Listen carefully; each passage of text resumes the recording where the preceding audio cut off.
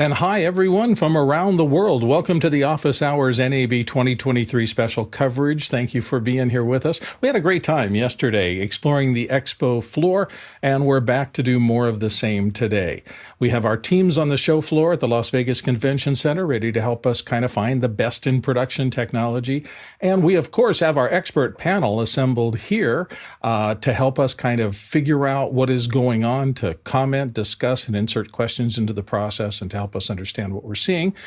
And of course, we're using our Mukana chat function to allow anyone who's signed up for the Office Hours system to ask questions in real time about what we're seeing.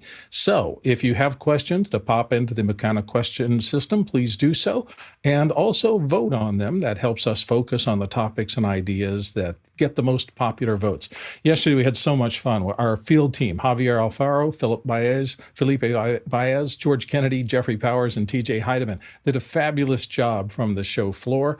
And we're really excited because Felipe and Javier are back with us today as part of Field Team 1, doing remote work from the floor. Jeffrey Powers is going to be out there as Field Team 3, and we're going to get reports, we hope, from both of them starting in just a little bit.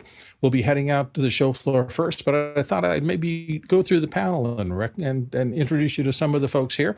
If you can see the panel, we've got Harshi Trivedi in, Marty Adius, TJ Asher, Roscoe Jones, and Grant Whitehead. And Grant's coming all the way in from Australia, from Adelaide. Grant, how are you this morning?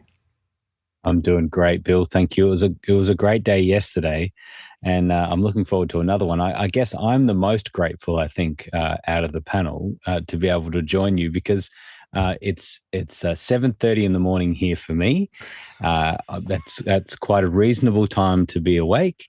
And I get to hang out with you great people and talk about tech, and we get to virtually walk around without hurting our feet. We get to see all this great stuff. We get to talk to some of the people. Like it really is. I'm just a pig in mud right now. And I got to say, how are you this morning? Even though for those of us here in America, it is mid-afternoon. It is about 3:02 on the West Coast and in Las Vegas when the show is happening. So the show has a couple of more hours before they shut down for today. So we'll be going back out there. Hey, Marty, what have you heard about from all the contacts you have in the audio world who've been talking about what they see in NAB? Well, I'm really interested to hear more about Sennheiser's broadband multi-channel wireless new system that is going to, work like magic and transform the way large shows are done for audio. We have I'm looking at the Deity announcements right now. Those look very interesting. I think we're going to take a look at some of those. Yesterday we saw some things from Electrosonics and from Sound Devices. Those really can change, make things, the way we do things, make the way we find information about our wireless systems in particular much easier and make changes to frequencies like from remotely, right? So if you got a transmitter out in the field and there's some interference on it, you can change that frequency without having to go over there. So some really interesting audio. In fact, Marty, I'm told in my ear that actually our own Javier is there. We'll go through the rest of the introductions of the people on the panel in a moment, but let's see if we can head out to the show floor where Javier is talking to Deity, as I understand it. What do you know? Can you hear me? Hey, Bill. Yes, we're here at the Deity booth. Yes. You're not hearing. Oh, you can hear me. That's perfect. Well, yeah, we're here at the Deity booth. They were showing us some very interesting new wireless system that they have. That also have like great range. That's UHF frequencies, and has like a 300 feet range. Is a great. It also has internal recording. What do you see that this new product brings to the table for like new producers and to make it simple? Yeah. It's digital UHF, so 2 channels, and records 32-bit float, and runs on AA batteries. And it's also the formatting, like the range of frequency is 550 to 960. So depending on your location, you'll get a notification from Sidus Audio to update the firmware so that you're in the right frequency range. And how does it record internally? It has like an internal memory or has an SD card or something that you can take out and then use it somewhere else? Yeah, it has a built-in recorder. So yeah, that's a micro SD card up to 128 gigabytes. So. And you can also inject timecode, right, to the unit, so it like has the metadata. That you use that with a different like device, or how do you get timecode inside the? Yeah. You can set your TC1 as the master, and then sync timecode to the UHF. So yeah, it only receives timecode; it doesn't output. Yeah. But it's, I think, very interesting that it can record, because it saves you a lot of, because sometimes you drop signals, or you have something that audio is not perfect, and if you record it locally, I think it's a very great plus. Are people excited, like that people that hear, they shown interest in the product? When are you launching? What's the time frame for this? Yeah, people have been really excited. So it's great, and we're excited too. We're excited to offer it. So it's releasing late fall. And pricing should be announced in a month or so, around there. So, yeah. Awesome. I think we're going to have to wait for the price. Anyone has any questions for our friends for Deity? Marty, do you have anything you want to ask Deity directly? How do you get how a time code go in and out of the units? Is it standard kind of connector? Does it come with wiring? How does that work? Yeah, so with our products, the time code syncs via Bluetooth, but you could also jam it with a cable. So you can inject time code to your device with cable, and then that sends via Bluetooth to the different devices? Right, that's correct, yes. But also wirelessly through the app. Yeah. Okay, that's very interesting. Cool. Thank you anything else for you want to getting see, Marty, or answer? Marty, you have any other questions, or you want to leave it there? Yes. Can we see some of the wireless microphone transmitters and receivers? They look particularly small. Yeah. Look, let us get close to here. Yeah. So this one shows off the CNC milling, so that it's all metal, 2 pieces of aluminum. But then this would be the final black version. So yeah, they're really lightweight. Yeah, super lightweight, and even with the batteries, it needs less weight than in other transmitters, and I think it's a very nice setup. And it has dual channels, right? Yes, dual channels. Yeah. And this is the time code scan on one of them, isn't there? Javier, correct, Marty yes. was just there's a spectrum scan on something? For a spectrum. Yes, Lydia, right? She's telling us that it has a frequency scanner in the devices, or where does it have? Yes, there is a built-in frequency scanner. So, you basically just scan once, and then you're good to go. That's super interesting, and they're very small and lightweight. Well, if they had any of those questions, we can keep walking to see what else we find. Great. Thank you, Marty. Javier, for the field report. We appreciate it. We're going to sneak back to the panel for a second. Marty, there's just so many changes in the audio side of things. How has your practice changed over the course of the last few years? Is this easier to use, smaller and less expensive equipment making an impact?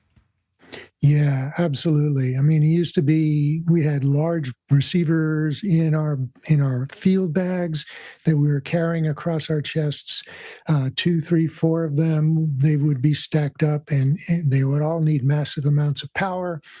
And it was really, depending on which system you were using,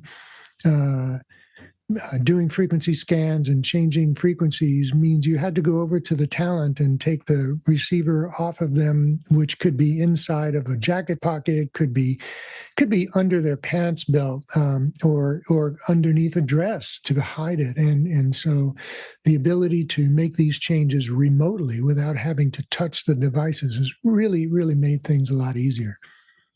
Absolutely. I understand, speaking of audio and video, Rode, one of the up-and-coming, I shouldn't say up-and-coming because they've been around for a long time, but they're doing a lot of work in these spaces. And I think our Jeffrey Powers is out there at or near the Rode booth. Jeffrey, can you hear me?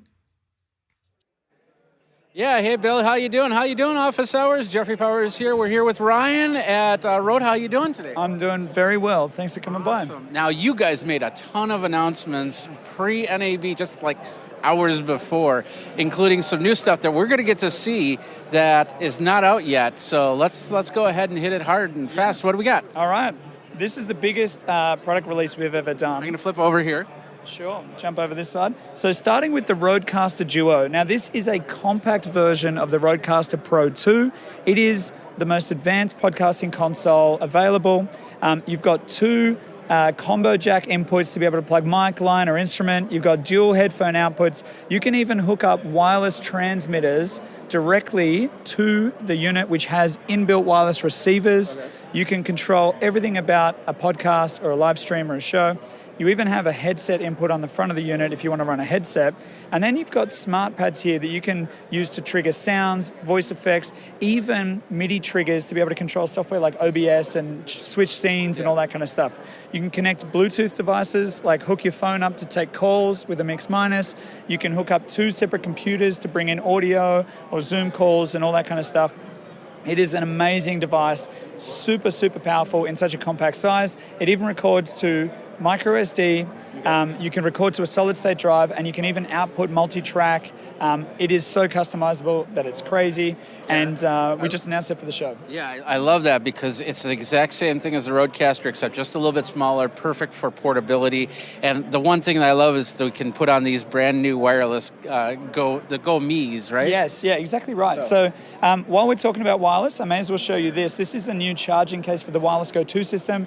The Wireless Go 2 is incredibly popular, and a lot of people have been asking us for a charge case, so we now have a charge and protection case for the Wireless Go 2. Okay. And also a firmware update for all the Wireless Go 2 users out there that we just announced at the start of the show to enable push-button recording on the transmitters and the ability to just drop WAV files straight onto your computer as soon as you plug it in.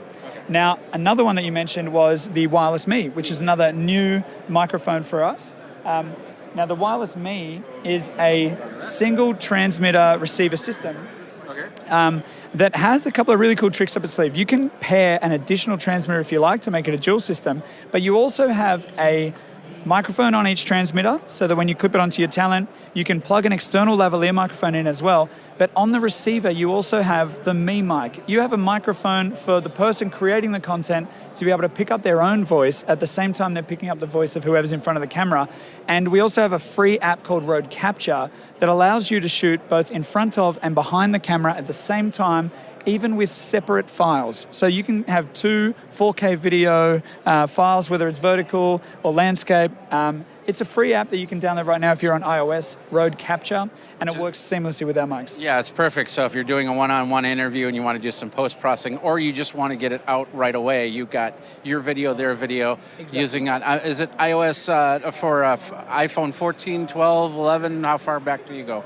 Look, it's a really great question that unfortunately I can't answer right now. I'm not sure, but it'll be able to control your microphones. It'll be able to control everything. It's only for iOS. It's not for Android, unfortunately, at the moment. But all of the most recent phones, absolutely compatible. We do have a compatibility list on the Rode website, so you can check that out.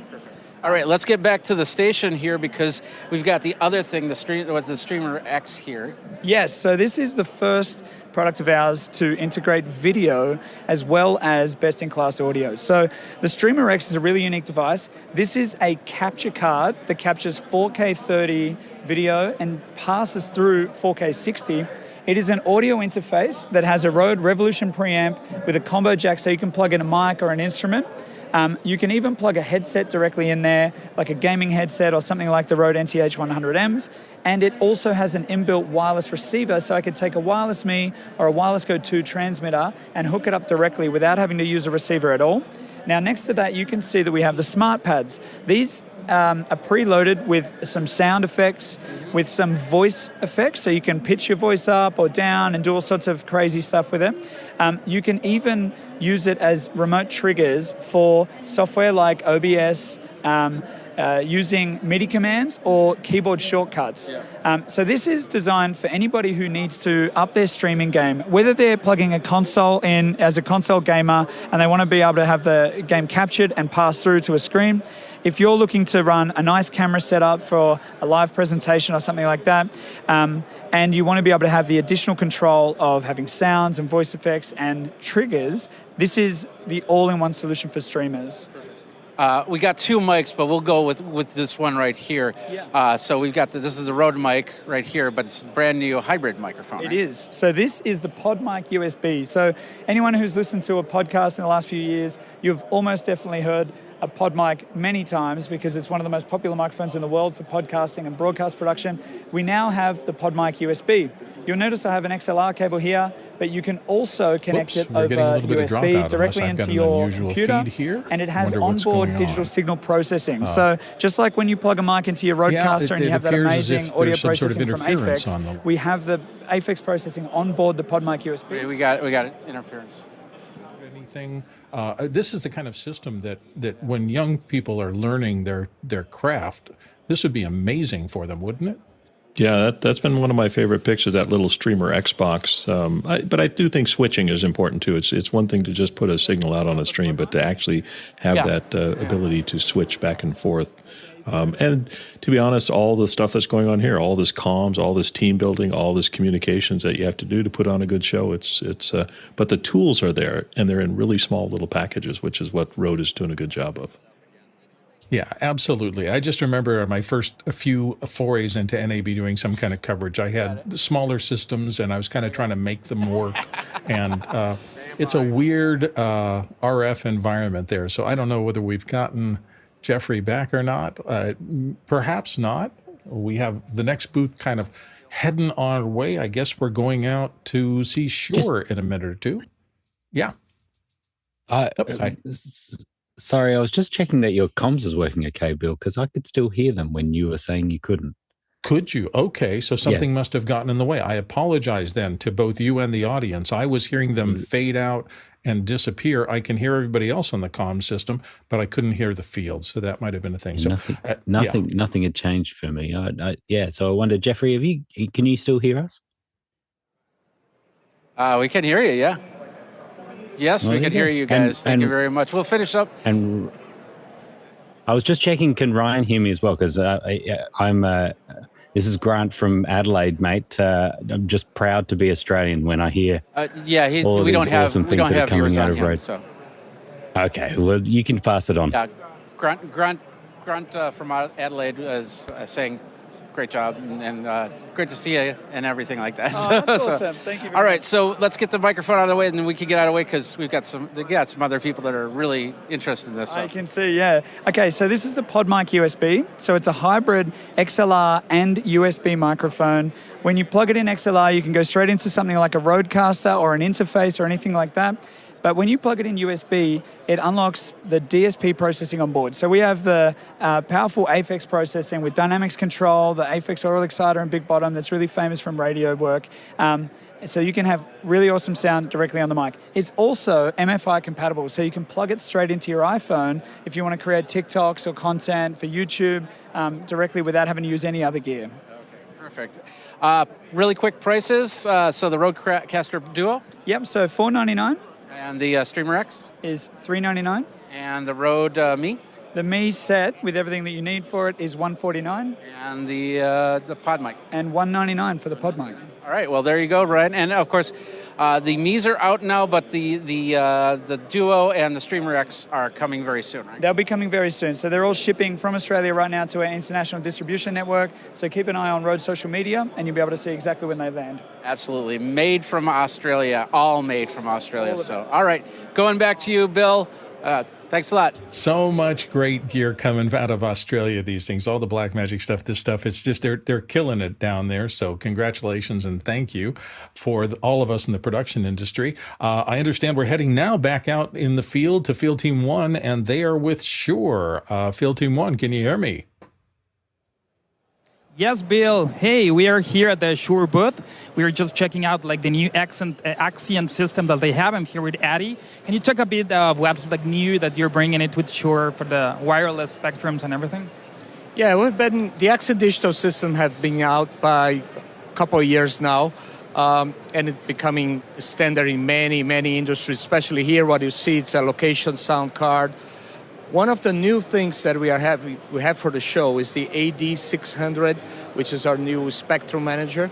It basically allows you to take a snapshot of your radio frequency scan at the area, calculate the best frequency, deploy them through the network, and keep the backup frequencies. And it not only calculates the backup frequencies, but it's actively monitoring them all the time. And depending on the kind of transmitter they use and depending on the application, it can actually push immediately, as needed, new frequencies to the system. And how many transmitters can be connected to that system at the same time? Well, the AD600 can interact directly with your Accent Digital ecosystem. So any transmitters that you have, any receivers you have in your network, the AD600 will calculate frequencies for that. And when you switch places, you can store it, and you go to a new venue, you can scan again and keep those snapshots and bring it back? We do, and we actually are showing also in the booth a preview of a feature that we'll have available in the future for our wireless workbench, which is basically a cloud-based scan library. So if I'm here doing a concert or an event at this venue, I can do my scan and upload to the cloud. So if somebody from New York is coming to do an event here, they can actually download my scan, calculate part of at least do a preliminary calculation of their gear and be ready to roll. Oh, that's awesome. These super high-end wireless systems. Do you in the panel have any questions for our friends at Shure? Anything you want to know about this new system or for any other? Does anybody on the panel, Marty, do you have any things for the folks at Axiom? The Axiom system has been really cool. It's been working really well in a lot of Broadway shows and in larger theaters. How are the transmitters? Are there any new models of transmitters coming out? Not really. Basically, we're working with the same transmitters from the Accent Digital line. We have two sets. We have the ADs and the ADXs. And on the body packs, let me get a body pack here. We have some handheld, and he's just getting some body packs. Yeah, we have the ADX body pack and the ADXM body pack. The ADXM, like you said, is very popular on Broadway, is very small. It has fully remote control via ShowLink and doesn't have external antenna, which makes it deploying on shows very easy. And battery life in this is long, right? The battery life for the micro, because of the size, it's about 6 hours. The battery life on this one's about 8 hours. And totally rechargeable using our system. Oh, awesome. That's great. If you have any other questions for here at Shure, anything else you want to know to check out? I've got a question there, Javier.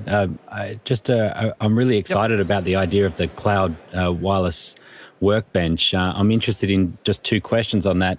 Is that using a GPS location to be able to map exactly those, to share that information? Is it using GPS? And the second question is, does that still allow for different brands as well? So if you have a mixture of, dare I say, Sennheiser microphones as well as Shure microphones, that would also map all of those frequencies? Yeah, the cloud, it's still in a early stage of development. We still have a couple months to get it out. It works on location services to get the proper location of the scan, where the scan is being uploaded, not necessarily where the scan was taken. But also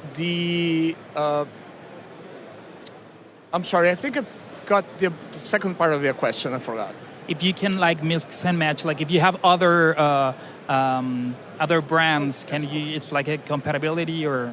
That's correct. The scan library doesn't calculate frequencies, so it's the scan that you actually have that can be used to calculate frequencies for any system. You just download it, import it in the workbench, and populate with any system that you have.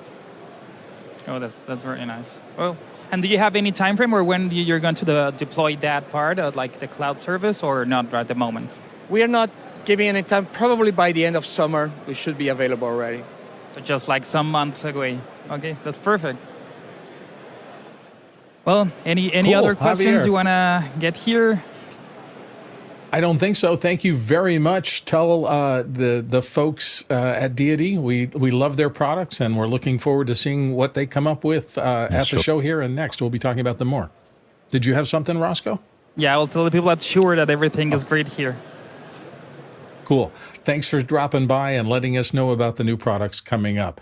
We're seeing a lot of audio things. Now, for those of you who have not been to NAB in the course of your life, there's groupings of different kinds of things. Both of our teams appear to be kind of in the audio section, which is why we're covering it very heavily. And each of the halls in the past has kind of a different theme to it. It's not as rigid as it used to be, but there used to be the radio stuff in the North Hall, and then Central had a lot of the big trucks and satellites and things like that. For years when the South Hall was in operation, it's not this year, but it was kind of the young upstart computer types. That's where you saw companies like Apple and Adobe and some of the people who were kind of more on the nonlinear editing side as opposed to the traditional things. This year we have the West Hall, and I understand we're going to be trying to get crews over there a little bit later this afternoon. Anybody see anything? This is the audio side of things, and Marty is our resident audio guru here in the panel. Marty, what do you think? What have you seen so far? Well, I was really interested in that cloud service for wireless workbench. There actually is somebody who is putting together an online database where audio people are, in the regular course of doing their jobs throughout the country, are taking scans of the spectrum and they're uploading them to this database. So at whatever particular address they happen to be, and there's a lot of them in New York is where it's getting started, you'll be able to go into this database and look for an address that's like near to where your next production is going to be and see what their scans looked like, with a date on them, so you know how long ago that was. That's really powerful information. Very cool. I had a shoot once where I was at the end of a runway and I kept getting this horrible hit on my Electrosonics wirelesses. I thought there was something going wrong with it. There wasn't. I was standing less than 300 yards from a giant radar that was paying attention to the planes coming in, and every time the radar dish come around my thing. So to have some sort of national database or just building database of real world problems for people trying to use this equipment in the field would be absolutely fabulous. If I just had a note somewhere that I could have reached that says, watch out when you're doing that in this area, the radar can be a problem, it would have saved me a lot of problems. I understand we're going right back out. Jeffrey has the folks from OBSBOT. Jeffrey, how are things going? I'm happy. I'm clean, and everything is good because we're here at OBSBOT and OBSBOT or OBSBOT or however you want to do it.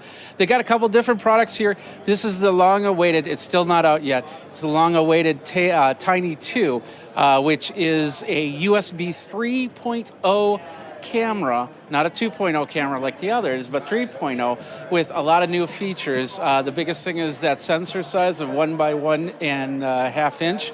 It's also got the gesture control, multi-gesture control, and then things like if you hold up your hand, it's going to lock on the scene, and then I can walk away and it does not move. But then when I come back and I want to be part of this, I can do this. Plus now they have commands, and you say, hey, follow me, unfollow me. I'm not sure exactly of the commands, but you can do the zoom, you can do the focal in, you can do the follow in, follow out, and then the multi-gestures. They also have a remote control, which allows you to control that way rather than through any type of gestures or commands, and a lot more. This is going to, when it comes out, it's going to be $329, but we get to see this first on office hours.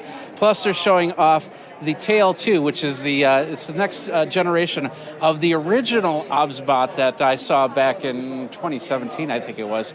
And the best part about this is now you can add NDI-HX into the mix. So if you are doing any type of if you're doing any type of live streaming, then you're good to go because you don't need to have it connected to a computer. You could just run an NDI and then set it somewhere and run your things and go from there. So that's all over at the OBSBOT tail. Is there any questions? I don't think so, and we've just got so many things stacking up. Oh, I'm sorry, TJ Asher has a question. TJ, go for it. Yeah, Jeffrey, I'm just wondering, with a lot of these webcams, we have such a wide angle field of view. How is the field of view on that particular camera? The field of view, I think it was like 173, but don't quote me on that. We unfortunately don't have anybody to answer those questions right now, but it does have, what you're seeing right now is the full field of view, I believe. Yeah, I'm looking at this, and this is exactly what you get for your field of view. But that's, yeah. So I'll check that out and let you guys know later. Perfect. Thank you very much. All right. Wow, there's so much to see here, and our crews are doing a bang-up job. We're going from place to place, and I understand one of the big names from the past few NABs that everybody is really excited to hear from, DJI. I understand Javier's there right now. Javier, what do you got for us? Coming here from the DJI booth, where we're very excited to see the new Inspire 3 drone that they're just presenting. I think it's like a huge step for cinematography. So I'm here with Ferdinand. Can you tell me about the new Inspire 3? What's new with it? Absolutely. It's our latest and greatest drone for the professionals, for the high-end cinema aerial crews. It comes with a lot of updates compared to the i2. We did a lot of changes to the frame. We integrated most of the body parts. We have a brand new FPV camera with a wide angle FOV, 160 degrees, low light sensor, low latency, so you can fly this thing FPV style, which is great. We have a omnidirectional obstacle avoidance system, so you have the cameras in the arms here.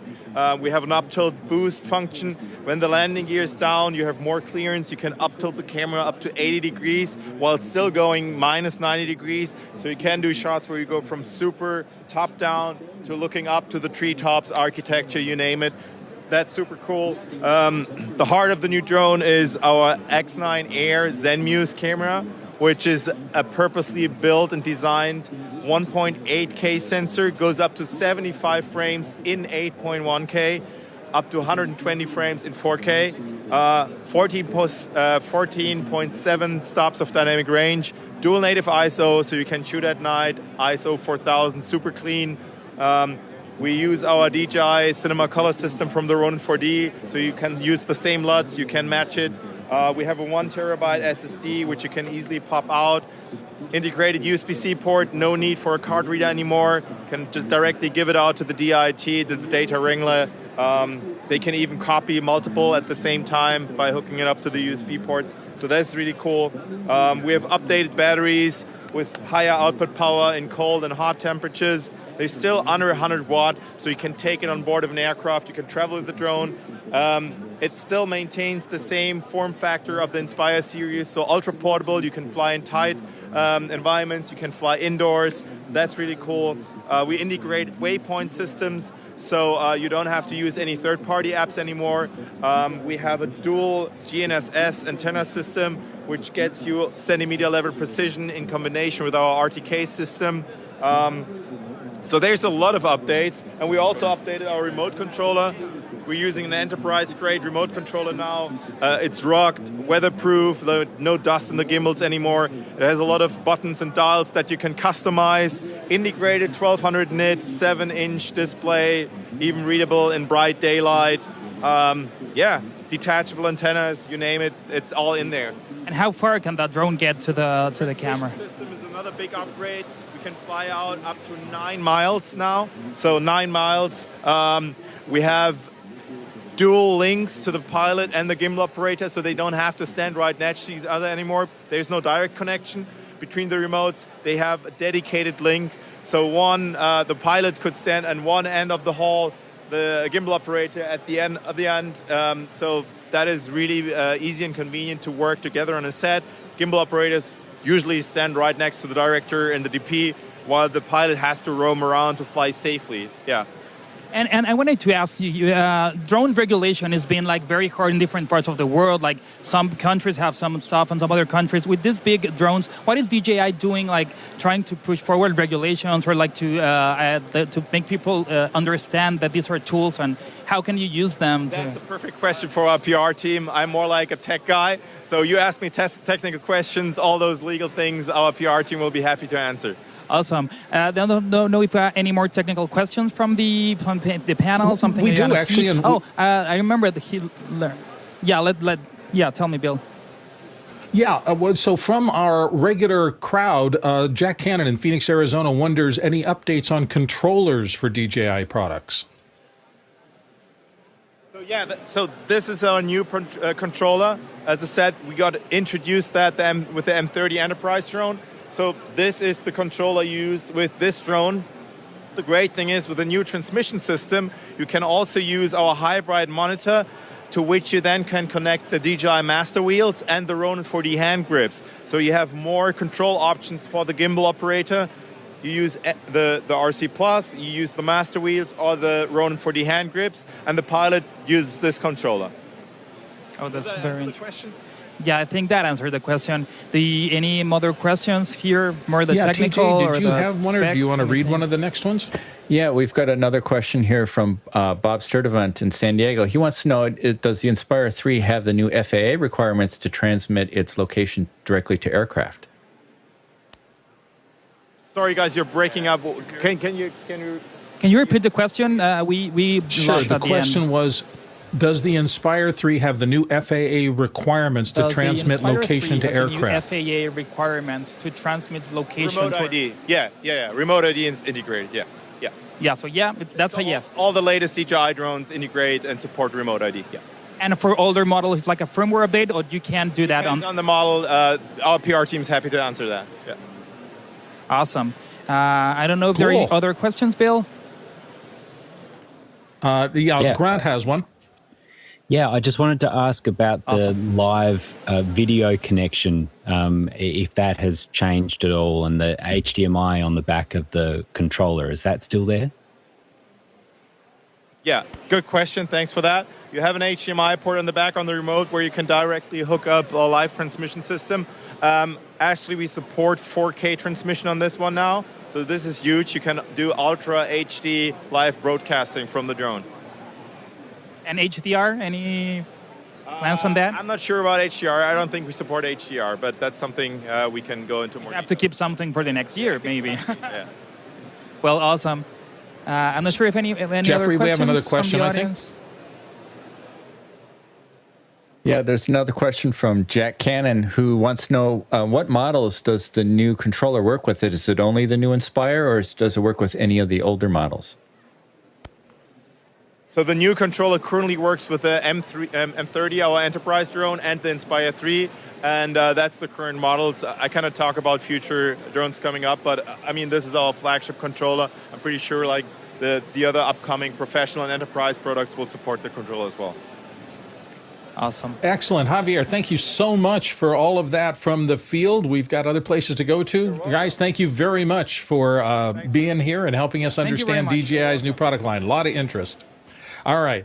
We're going to sneak off to another booth here in just a second, but this is amazing to be able to get our questions into people in real time. This is what we had hoped to accomplish with our coverage this year. This is just the beginning of it. We are overloaded in the back end with so many places to go and things to see, and we will continue to try to bring you the best coverage best can. Right now, we're going out to Cinamaker, and Jeffrey's out there. Jeffrey, what's happening at Cinamaker? I found Benjamin. He's got all the Benjamins. Oh, yeah, sorry, I wasn't supposed to tell people that. So, Bill, no Benjamins for you. Okay. Yeah, we are in Vegas here. We're here at Cinamaker and some great products. We geeked out here yesterday for a good hour in some of the cool stuff that you guys announced, especially with Zoom. So I'm going to let you give us the 50,000-foot view of what Cinamaker's about. Awesome, thank you. Well, we're about making video content creation easier. We're a software-based solution. We run on Mac and iPad. We allow you to do multi-camera production, multi-camera live streaming, multi-camera editing. connect 8 sources. They can be from professional cameras down to iPhones. We've got built-in media engine. It mixes. You've got your switcher. Pretty much, what we've set out to build is kind of an end-to-end solution for emerging creators, where they can come in, hit record, and get to a finished edited product, in fairly short order.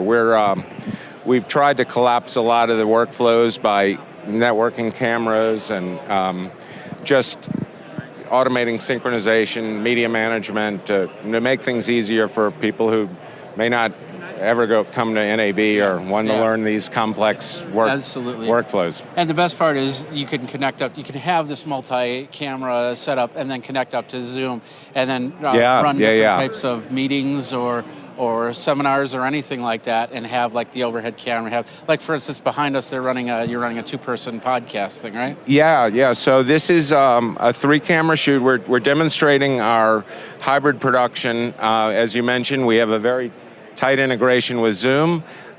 Here we have this DSLR capturing a wide angle of what would be 2 guests. Okay. We have a remote guest in Montreal, Quebec, who's coming in through Zoom at the moment she's in 720p. That's been fluctuating between 1080p and 720.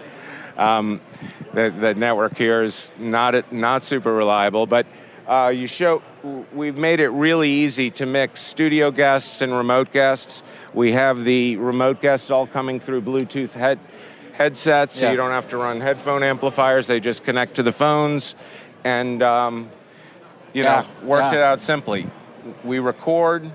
We're recording all your ISOs, including of each individual Zoom user. So I can do post-production on that? You can do post-production in your favorite tool, or you can pull it into our, what we call a live editor, which is basically allows you to do a live cut over and over again. Okay, and I love this over here because they got a couple people standing over there, but it's just like, it's like this all-in-one system. So if I was out at an event like this, I just hook up a couple iPhones, a couple of arms, and I'm good to go. We could do something like this. With Cinamaker. So very agile solution. It's pretty cool with a router and a backpack and iPhones and an iPad or MacBook. There you go. Yeah. Now this is on subscription model, right? It is a subscription model. It's $299 a year or $29 a month. Okay, that's just very affordable for any type of content creator. That was our goal. Make it easy for people new to creating to get in without a lot of expense and use equipment they already own. All right, perfect. Well, do we have any questions from the panel? I don't see any hands raised. Oh, TJ Asher has one. Yeah, TJ. Yeah, I'm wondering if they have, a lot of us like to use things like Stream Decks and stuff. Do they support interfaces with Stream Decks or any of the hardware surface controllers? Do you support Stream Deck? We have keyboard shortcuts today. We're going to have native Stream Deck support coming in our next point release. So it's Is that Stream Deck or is that on Companion or is it both? That's a great question. I'll have to ask my engineer. I'm not sure the integration path, but fair enough. Thank you. All right, well, there you go. Cinamaker and Benjamin, thank you very much for all you're doing here. So appreciate it. Yeah. Jeffrey, before you run off, we had a couple of other questions. Marty, did you have one for him? Yeah, so Cinamaker, is it exclusively for wireless camera and capture devices, or are there any wired option, any way to connect a wired device to it for input or output? Wired devices for input or output? So we can plug in Ethernet, or we can work with Wi-Fi. Here at the show, everything's locked down with Ethernet, obviously, due to all the RF going on. So we could hook it up to that live view unit and go from there. Absolutely. Awesome. Yes, for sure. Awesome. And all right. Grant, you had a question? And there was one more? Yeah, just about ISO recording. Go ahead. So does it allow ISO recording? Oh, does it allow ISO recording? Absolutely. So all of, not only any of your studio cameras, any of your remote Zoom guests or NDI sources that are coming in, get recorded and you can pull them in, and they're already in sync. We manage that. MP4, what formats? MOV, MP4 primarily for the output, but we can come out digital protocols, RTMP, NDI, so forth. And the audio? Audio is, actually we're writing WAV files out for our ISOs, yeah. All right, perfect. Well, once again, thank you very much, Benjamin. Thank you, Jeffrey. For all your work. There you go. Appreciate it. I hope that answered all your questions. Of course, if you have any more, let's we'll get these guys on the second hour and go from there. So right now, back to you, Bill. Thanks, Jeffrey. Thank you very much. Yeah, very cool stuff we're seeing from the floor. We're trying to arrange. We got a secondary crew who we wanted to take you on a little bit of a walking tour through some of the show. Part of the magic of going to NAB is walking around and just seeing how big it is. So we're hoping to arrange a little bit of that for you, a kind of a show team. The team they're ready. Okay, so we're going to go out there now. Is it Javier who's out there? No, it's Felipe. Felipe, where are you and what are you doing? It's me again. Oh, it's Javier. We're right here in front of the ARRI booth. That's one of the largest booths in the convention, and I think we're gonna walk through that hallway to see what we can find. And if you see anything that you would like, we can start talking. Cool. Take it away. So, which hall are you in right now? You're in the central hall. Oh well. Right now, I'm at the central hall. Our rig is not that portable. We can move, but we have to keep stopping, and so we can put the tripods down. So if I walk that day, the camera is gonna stay there. So. Oh, that's okay. Can you give us a sense of how big these halls are, Javier? Can let's do it in football fields. If you've walked around the central hall a little bit, how many football fields is its footprint? I would say it's 8 football fields. I mean, we've spent here, you can walk for 2 hours and only see 20% of the show floor in just this hall. And the West Hall is a huge one, and the Central and the North Hall is huge as well. So I would think you can spend 3 days walking here and you won't be able to see everything. Even with 2 units, we're having a hard time covering everything. But it's great, and today it feels more live. There's a lot of people. There's a lot of the brands are doing demos. We have DJI doing their demos there, ARRI doing their demos there. So it's a lot of things happening at the same time. So it's great. It's awesome. Yeah, we love having you there, Javier, because it's your first time, and you are experiencing the same sense of awe and wonder that I saw the first time I went to NAB. For those of you who haven't had a chance to go in person to Las Vegas to something like this, it's pretty impressive. It's amazing. And we've got people, I know there are a lot of long timers here. Marty's been going for decades. So has Roscoe. Roscoe, what was your impression the first time you went on the floor of NAB? Oh gosh, I was well, I'm trying to remember as many. Well, you know what? We were cycling animation. Having color cycling animation was the big thing we were looking for on the NAB clothes. That's really old stuff, probably back in the 80s. I was just wondering, is there any chance he can do a 360? Just pan the camera around so we just kind of see what the. I think he's right at an intersection there. Oh, there you go. Something's happening in the background. Let's see if he can give us a more circular thing. Oh, wait. Oh, look at that. There's the whole crew. We're back with you guys. Tell us Everyone's something here right now. This place is exciting. So what have you seen, Felipe, that you really liked it? Right now I'm seeing a huge LED screen that has amazing colors from ROE Creative Display. Crazy, yeah. I mean, it's amazing to see the type of technology that these guys are showing here. And now we have both teams here together. We have 2 cameras, 3 people. Also, I think the Sony booth is very interesting. It's all the way down. Oh, wait! You want to? Can we show the screen? We're going to show you the screen in a few minutes. Maybe we can stop there and actually show you the whole screen and sit down on. They have a sofa. Once we sit on that sofa, you're not going to see the screen. You're just going to see amazing colors. Here. And I'm not sure if you guys can see just over there.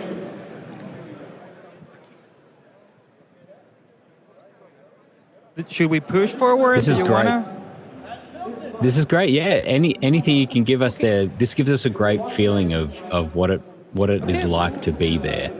There's so much that you can see. That's great. Yeah, give us another 90 degrees. Pan left another 90. We're gonna get there. We're gonna get there. No worries. Now the other thing is, I think how many football fields did you say that this is? I think it's 8 football field. That was my calculation. It's a good guess. I think this place is massive. Central Hall is massive, and the thing is, West Hall is even bigger and it's far away. You can actually get a Tesla loop to get to the West Hall. So that's insane. And look at this Porsche here with a bunch of stuff from DJI. These things are the type of thing that you're not gonna come across every day, you know. So Bill, are you gonna drive this Porsche here with all of that rig? Bill just can't quite hear you at the moment, but that's exactly what I would like to do, and I would like to have one of those the Inspire 3s. It's a great name because it really does inspire me. What other things are you seeing? Well, sometimes we hear about the big brands that are on site there, and we hear about those announcements. But have you guys seen any of the smaller brands that you've never heard of that have a product that you're interested in or has caught your attention as you've gone past? Well, I've seen a lot of vendors for cloud storage here that I have never heard of before. There is also some vendors that are doing acceleration for object storage. So they are not a CDN itself, but they are accelerating CDNs. So if you're part of one CDN and you need to accelerate your files to another CDN, different geographies.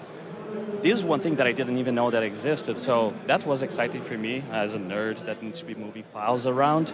What about you, Javier? Well, yeah, a lot of the doing business on top of other infrastructure. So there's a lot of accessories, a lot of different things. You can wireless microphones or something that a lot of brands are doing. Not only the big brands, but also smaller ones. Maybe with the West Hall, if we adventure to that place, maybe we can find something like that. Oh, that's quite a walk actually. It's 15 minutes walk from where we are right now to get to the West Hall. The other things that are interesting here is on the media asset management things. There is a bunch of companies that I have never heard of before, and I got recommendations from one called Projective. So if you guys want to check it out, projective.io, and there is basically a MAM in a way that's called Strawberry. So that could be interesting. I didn't check yet, but you guys should definitely check it out and let me know. It sounds great. Roscoe? Yeah, we can keep. Oh, I was just going to just have them walk around. I just love it when they walk around. Hey, do you guys want us to pressure Audinate and ask Dante questions? Because I could do that for you guys, and I'm pretty sure Javier could do that too. We have Audinate right in front of us here. Yeah, that's great. You could get them to talk about their announcements that they've made, particularly with AV. Dante AV and how they're doing that. It's particularly interesting. We were talking about Blackmagic's announcement with SMPTE 2110, which is totally uncompressed, which is great. So you could send 3 times 1080p signals across a 10 gig network. Something that is exciting, I think, about Dante AV is that it is compressed, and they say that it's visually lossless. But something about it is that you can do. I'm trying to remember how many it was. Something like 8 feeds across one gig network, which is how compressed it is. So it'd be interesting to hear from them, or at least see those products that they've got, the converters, the AV converters that have SDI and HDMI on them. Right. They look a little bit busy here. There's quite a lot of people. They are all engaged with other people asking questions. I see a rack full of servers here, a bunch of... The thing is, I was doing the training for Dante. I saw exactly what you're talking about. It's funny that they're using JPEG 2000 as the actual intra-frame frames, right? The compression, sorry. But I would like to find a way that we can ask them the tough question, because them getting into video is interesting, sure. A lot of people are getting into video and into IP video, but are we all very happy with Dante? Don't we have any problems that we should be trying to press them a little bit about and ask if, hey, maybe you guys solved it, it's coming. For example, I'm a Mac user, and I'm not super happy with the way Dante works with virtual sound card on the Mac. Do you think that's something interesting that we should ask? We can try it for sure. Here's the people from Dante coming. Okay, that's great. And here this we is the have thing. Frank. Hi. Nice to meet you. I'm Felipe with Great. Office Hours. Hi. Here's Javi. Hey, hi, Javier. How are you? Great. So, we have a few tough questions, but let's start with what's new with Dante here. So the newest thing that we have right now is Dante Connect. Dante Connect is a technology solution that we've developed to enable a cloud-based workflow of audio. So basically, Dante technology is known for transporting audio from point to point over the network. Now you can do it with the same simplicity, but using the cloud. That's very good. Javi, you use a lot of... You are an audio guy, right? Yeah, Dante is like one of the best technologies I've heard. And when Dante AV, can you talk about this, the new thing you're launching as well? And so Dante AV is also the next development in what we've done. So Dante started off with audio, and as you've used that, you know how cool it is. The simplicity of use of Dante is what we've always built our platform on, because irrespective of the technological things that's happening behind the scenes, we want to make sure that the user experience is simple. And so when we came up with Dante AV, we basically have Dante AV in two flavors. So there's Dante AV Ultra, which is the ultra-high, low latency, high-quality video that you can use in your broadcast studios and so on. And then we also have Dante AV-H, and AV-H is basically compressed H.264, which works perfectly for streaming and applications like that. So the interesting thing is that the adoption for Dante Video has honestly been faster than what we saw on the audio side. A lot of people doing it. And the coolest part about all of this is that it's all still done with the same Dante controller that you've used. I mean, so you route audio, video, and everything using the same control interface. All right. Can I ask a tough question? Okay. What about Dante Virtual Sound Card on Macs? I mean, there is a little bit of a difficulty there to use the built-in NICs that come on the Macs, and we always have to go to external NICs. Is there any plan for making that a little bit less difficult? So I'm sure you know that we came out with the DVS for M1 recently, and so that came out. There are things that are involved in partnerships that we have to work with this, because there's a lot of things that we cannot control. So basically, we will work on it, and we always listen to our customers for feedback, and if there's something that Dante and Audinate can do to resolve this, we'll obviously be doing it. All right, very good. Bill, do we have any questions from our audience? We've just got a question about the Dante Connect, and just give us a use case of how that would work, across the network, internet. So over COVID, I mean, it's been very common that a lot of people have come into scenarios where you can't travel as easily, you can't send equipment as easily. The whole logistics of it is a little bit more challenging. So the REMI model, where there's remote productions happening, is a very common application for these cloud-based applications. So you may have contribution and talent located remotely. You don't necessarily have to roll a truck. The cloud can be leveraged to become your infrastructure. And our first partnership has been with AWS, which is a very strong cloud vendor, but that does not mean we work only with AWS. We work with all the any and all infrastructure out there. So basically, you can enable that remote production, remote engineers, and enhance on that concept of remote. I hope I answered your question. What are the requirements that we need to have in order, for example, if I wanted to use Azure, is there a minimal set of requirements? So basically, the whole concept of it is that Dante, today we support audio. The idea is eventually we will also have video. But in our audio workflow, this is uncompressed audio we're talking about. There's no compression happening anywhere. So there are requirements in terms of having dedicated bandwidth. And we're not talking about massive amounts of bandwidth, because audio transport is obviously low on the bandwidth requirements. But as long as we have dedicated links and connections, we should be able to do that. Great. And for video, what kind of bandwidth you're looking into to have like the Dante AV Ultra on a network? Again, it's not on the cloud; it's on your network. Operates about 700 Mbps. The others are more compressed, so you can actually refine that to much smaller amounts. One quick question: does Dante do only video transport internally, or does it have encoders as well that can go directly to the cloud, for example, streaming to YouTube? So, very good question. Dante and Audinate have always been about transport. So we basically take your audio, your video, and I'd like to add that we also have a managed API today. So essentially we have a control interface to all of these things. So we basically take your media and we're able to take it onto your wherever, and we transport it for you. So it's up to our partners to come up with something like that. If there's a need for building a remote box, which essentially can take Dante video and stream it out onto the internet with a beautiful looking GUI, there's nothing stopping that. Our partners can easily do something like that. We've already enabled them to do that. And can Dante AV, can it support HDR? Any plan for that? Or so we are. There's a lot of technical details associated with that. We are working on it. I do not have the specific response to that. There's people from our video team who have responses to that in the terms of what the roadmap for some of these things are. Awesome. Excellent. Thank you so much, Frank. Like very, very interesting products. Well, all right. Do we have some more questions, Bill, before I let Frank go? I don't see any hands raised on this one, but it's good to be back. I had a little problem there, and I had to sneak away for a second. But excellent work from the show floor. It is fabulous to see you guys out there wandering around. I'm not quite sure where we're headed next. It looks like maybe Team 3, but I don't know if you're out there in the field. Grant, how have things been going? Yep. I thought we had, have we got, oh, we haven't got sound devices there? Jeffrey, yeah, sound devices is what we're going to now. I'm excited about this. There we go. Jeffrey, come in. Yeah. Hey, Grant, how you doing? That's live. That's how it works. Jeffrey Powers, we're here at the Sound Devices booth. The funny thing is, we both live in Madison.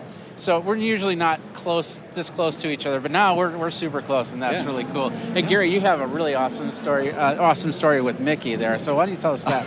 Yeah, so I was on one of the Facebook user groups, and I was answering some questions, and Mickey commented, he's like, "You're at the NAB show answering user questions?" Like, yeah, that's what we're doing here. So it was fun.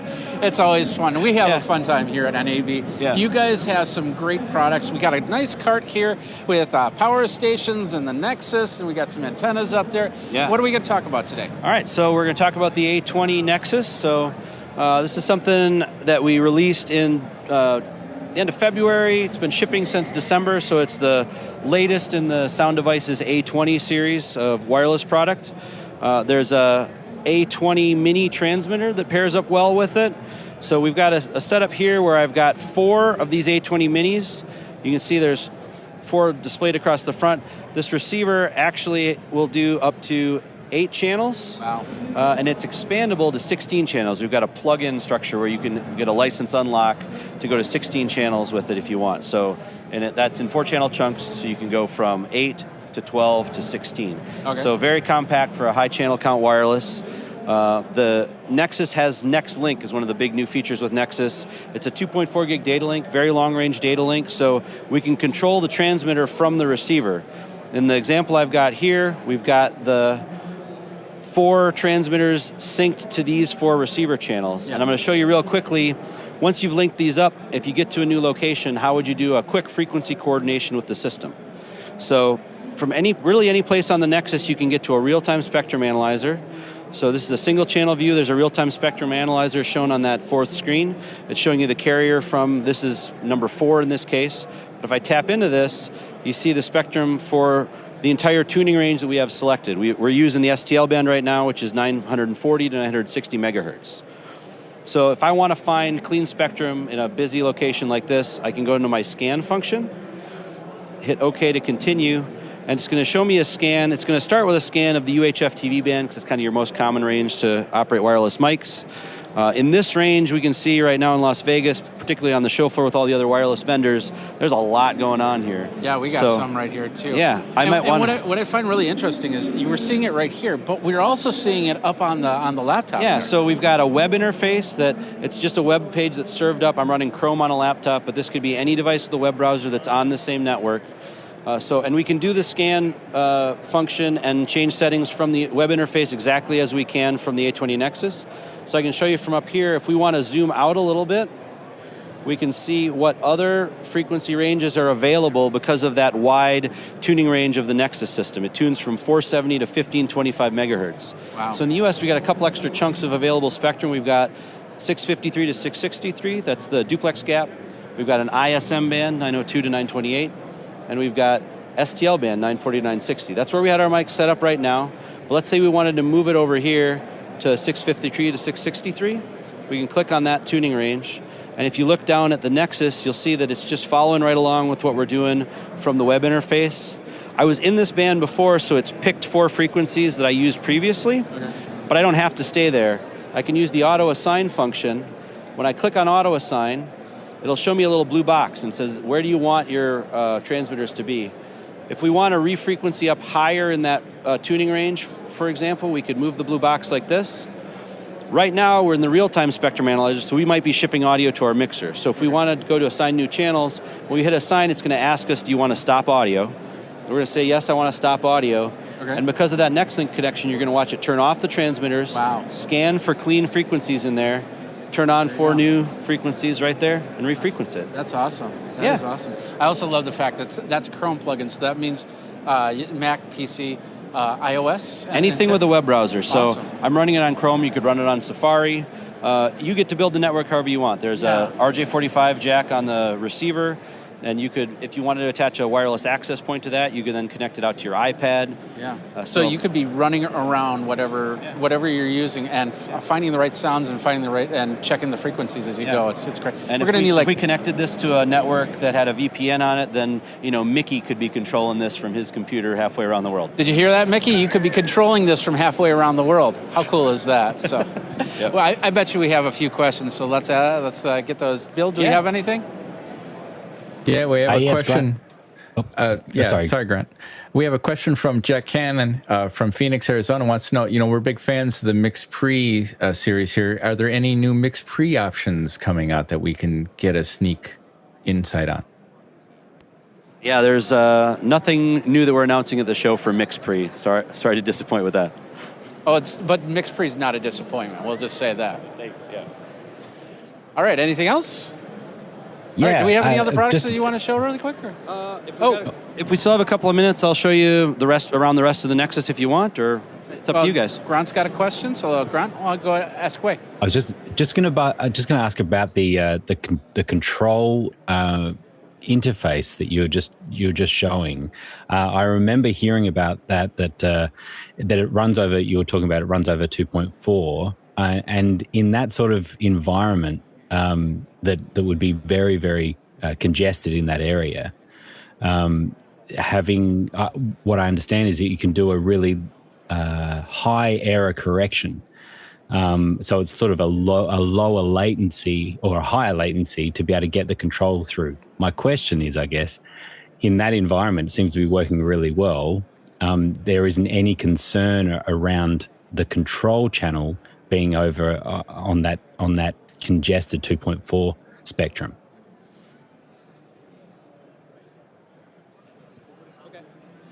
Yeah, so talking a little bit about Nextlink.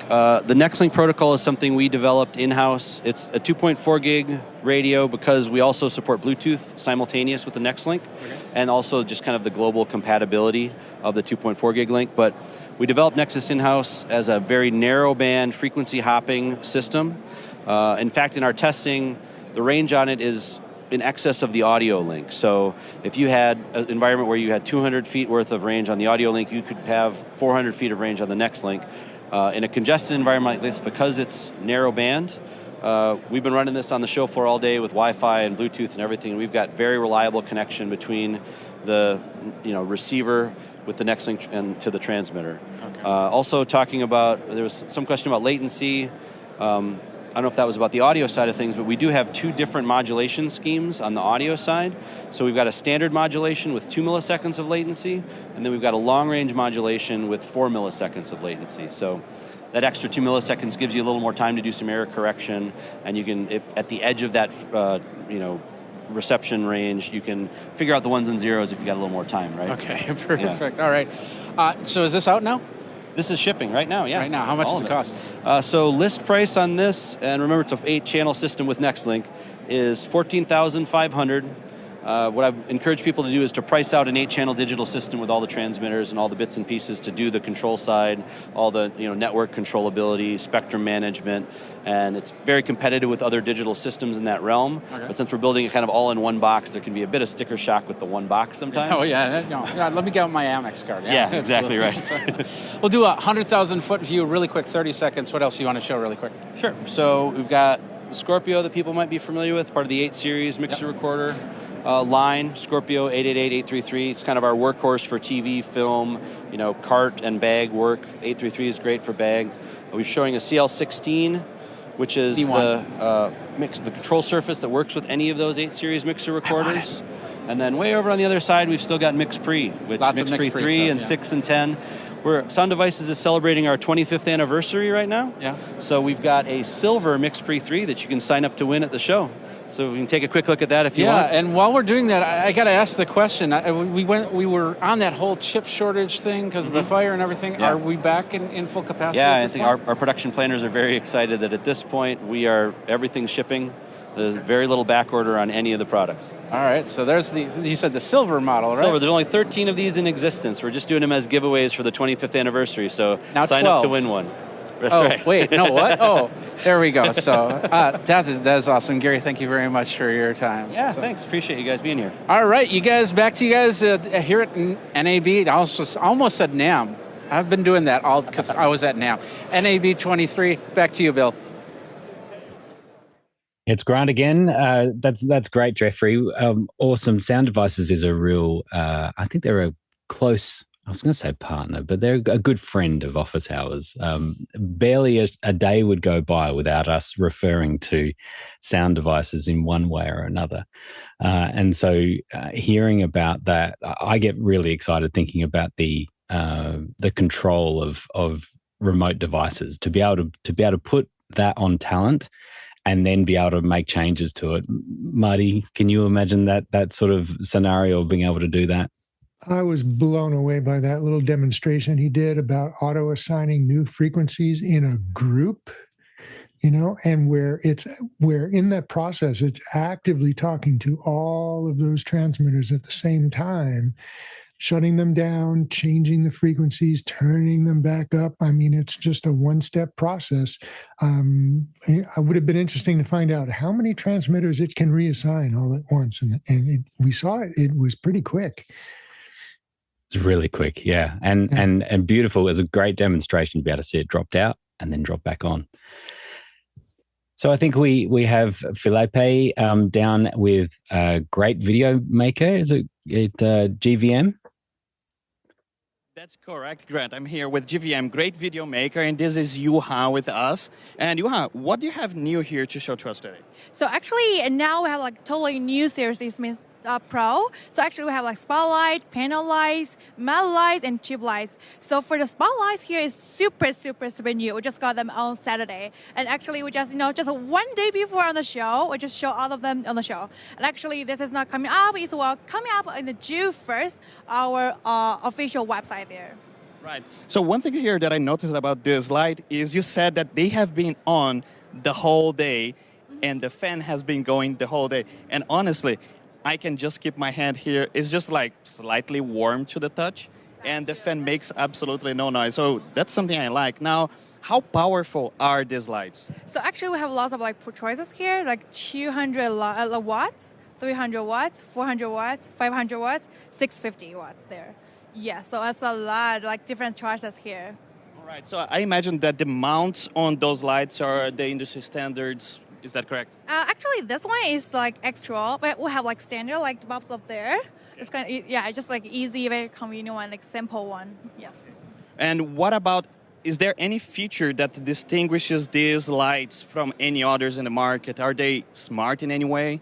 You mean for this product? So actually, we sell our products on B&H, Amazon, Adorama, and also for our own website. So actually, hope guys can go to our official website directly to see our new products there. Right. Can I control them with my phone? Of course. All the products we use is app control. You can do also special effects, go to the group together. Just use one phone to do all the lights together. All right. So I can group them and just say strobe all of them? Do you have strobe effects?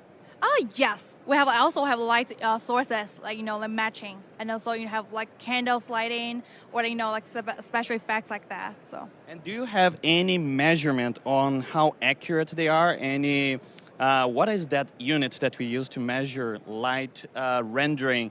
Is, Grant, help me here. I don't remember. You mean DMX? Kind of like that?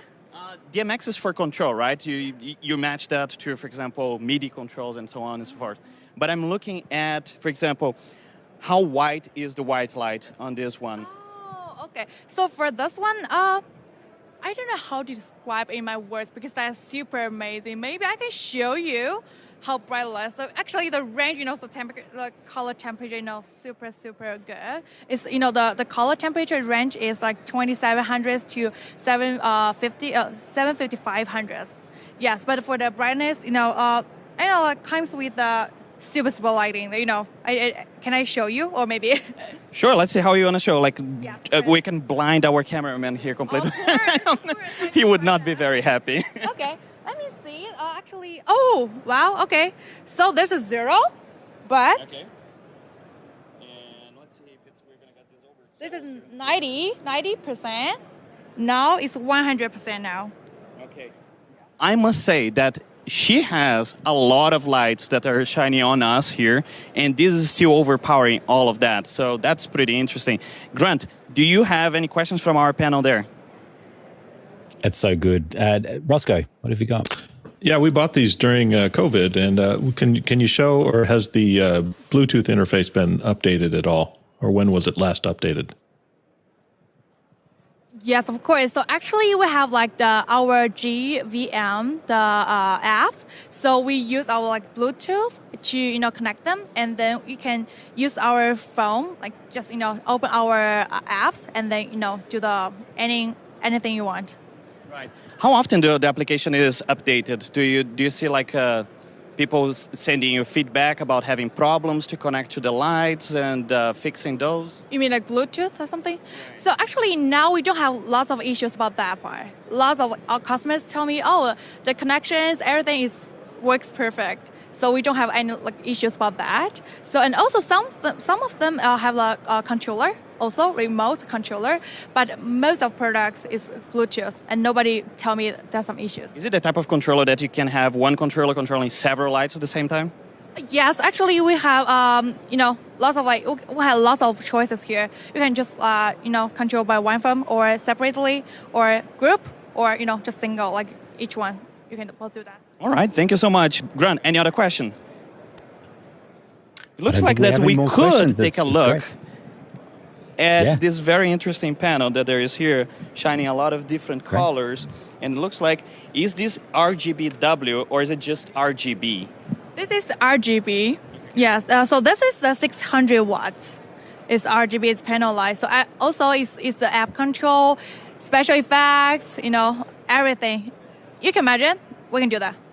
All right, that looks good. And I see that you have several different models here. You said that this is the 600, so I imagine that this is probably 400? It's the 300 watts. Almost. Yeah, 300 watts, 200 watts, 150 is the smaller one. So actually you can see our logos here. So we all use our 150 to build our logos there. It's amazing. And you can see the color. And also we can do the DMX and the app control to do the color changing, any design, and also, color loop something, Right. It's kind of difficult to look at the lights directly. It's a little bit loopy. Wow. Thank you so much, Juha. And Grant, back to you, NAB 2023.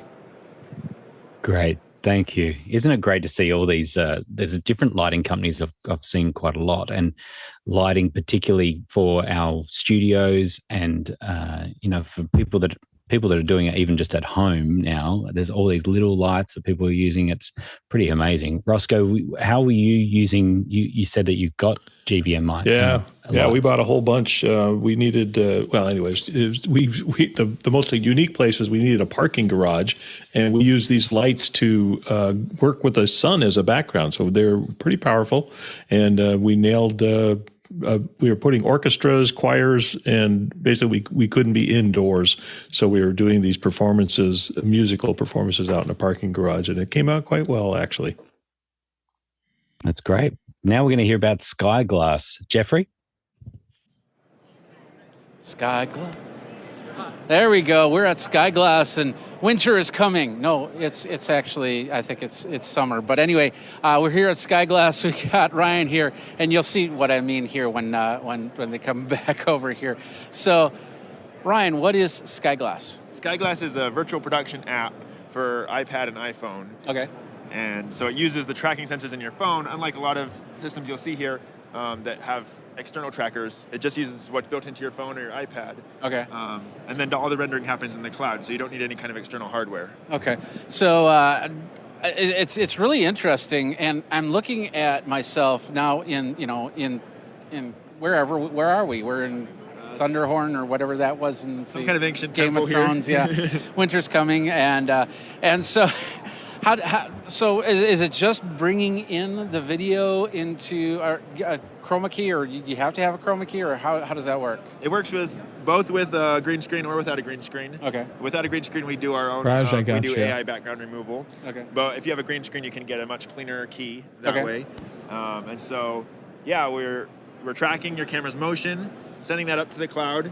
Okay. Doing rendering there using Unreal Engine and streaming the pixels back all in real time. 30 frames per second. Yeah, it looks really nice. I love the fact that there's this window right here, and I'm pointing at the window, and I'm pointing at the window, and it's moving with me on there. So it's got to be using all the sensors inside. So we need to have a specific type of iPad or iPhone for that matter, right? Anything within the last few years should be fine. Okay. Yeah. And how low of an iPhone or iPad have you tried it with? I think Eric, what was the iPhone you had when we started? Maybe like. It's 1928.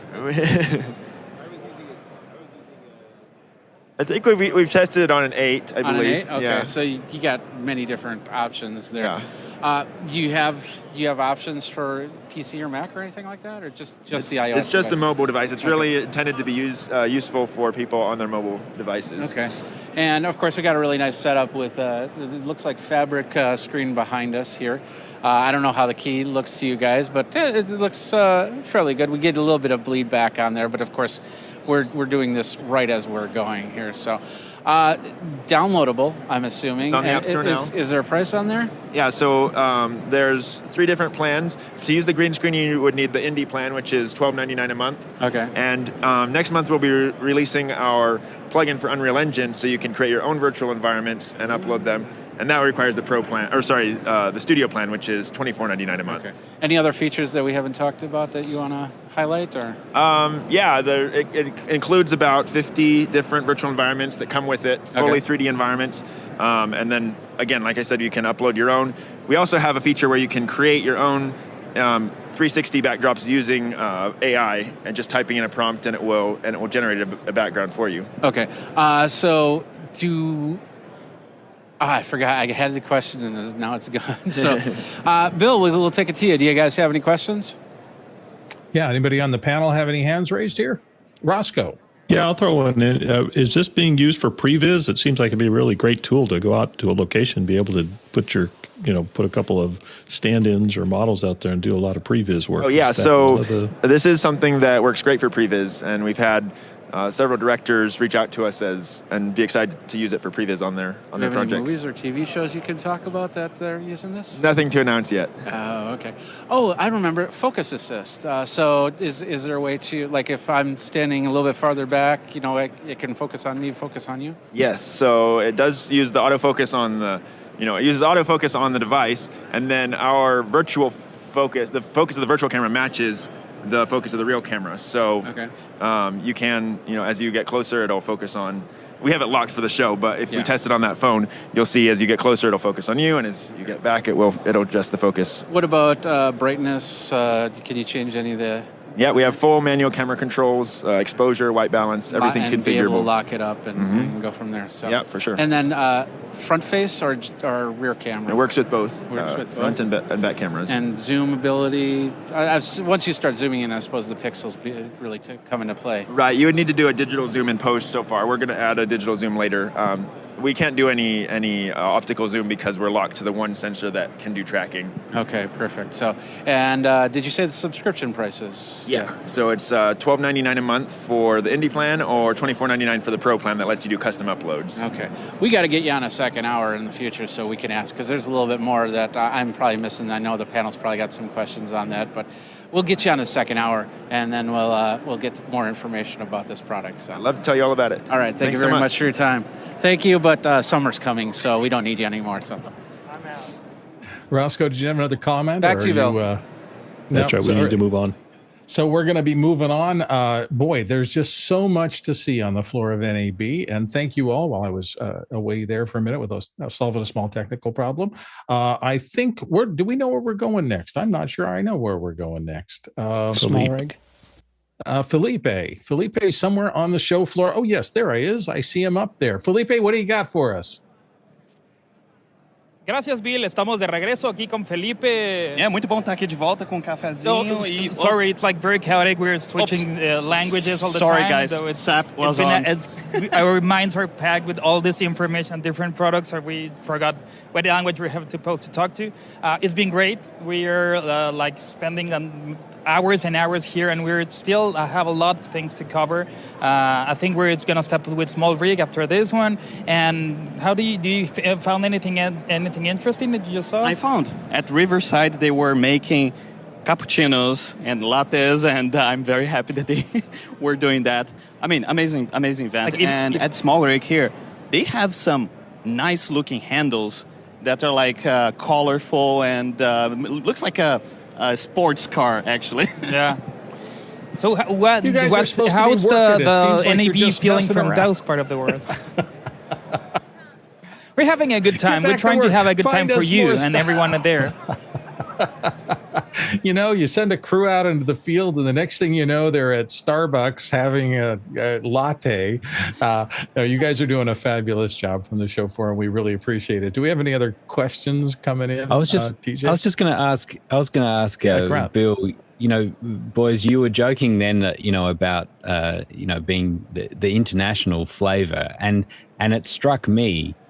Particularly as I've been talking to you from Australia, a couple of guys that are not from America, in America, how does it feel? And even our last guest was not from America. It sounds like has a real international flavor to it. Are you feeling that on site there?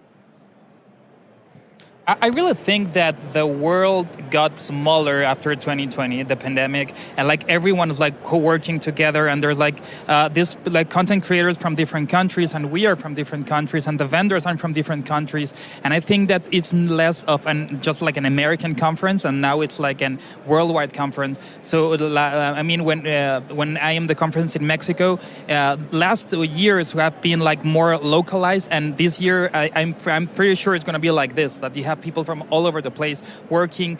Remote production has opened drop a lot of walls and make people collaborate all around the world. So I really feel it's more of an international community. And now we have one special guest here with us from SmallRig. Javier, do you want to go and take this out? No, yeah. All right, thanks. See you soon. See you soon. So we are here with the SmallRigs. We're going to show you what they're presenting right now. So I'm here with David, right? Yes, David. David, what's the new things that you're bringing here for SmallRig? Yeah, so SmallRig has just launched 2 brand new products this week as part of the NAB show. The first one is the SmallRig modular follow focus system, and then the second one is the SmallRig Freeblazer heavy-duty carbon fiber tripod. Do you want me to just go and take you through both of these? Yeah, please. Okay, yeah, absolutely. So starting off with the modular follow focus, right? So the first thing I want to say is when you think of a follow focus system, you think geared teeth because it's for cine lenses. But, it's not just people with cine lenses that use follow focuses. People who, like me, who shoot with photo lenses also want to use follow focuses.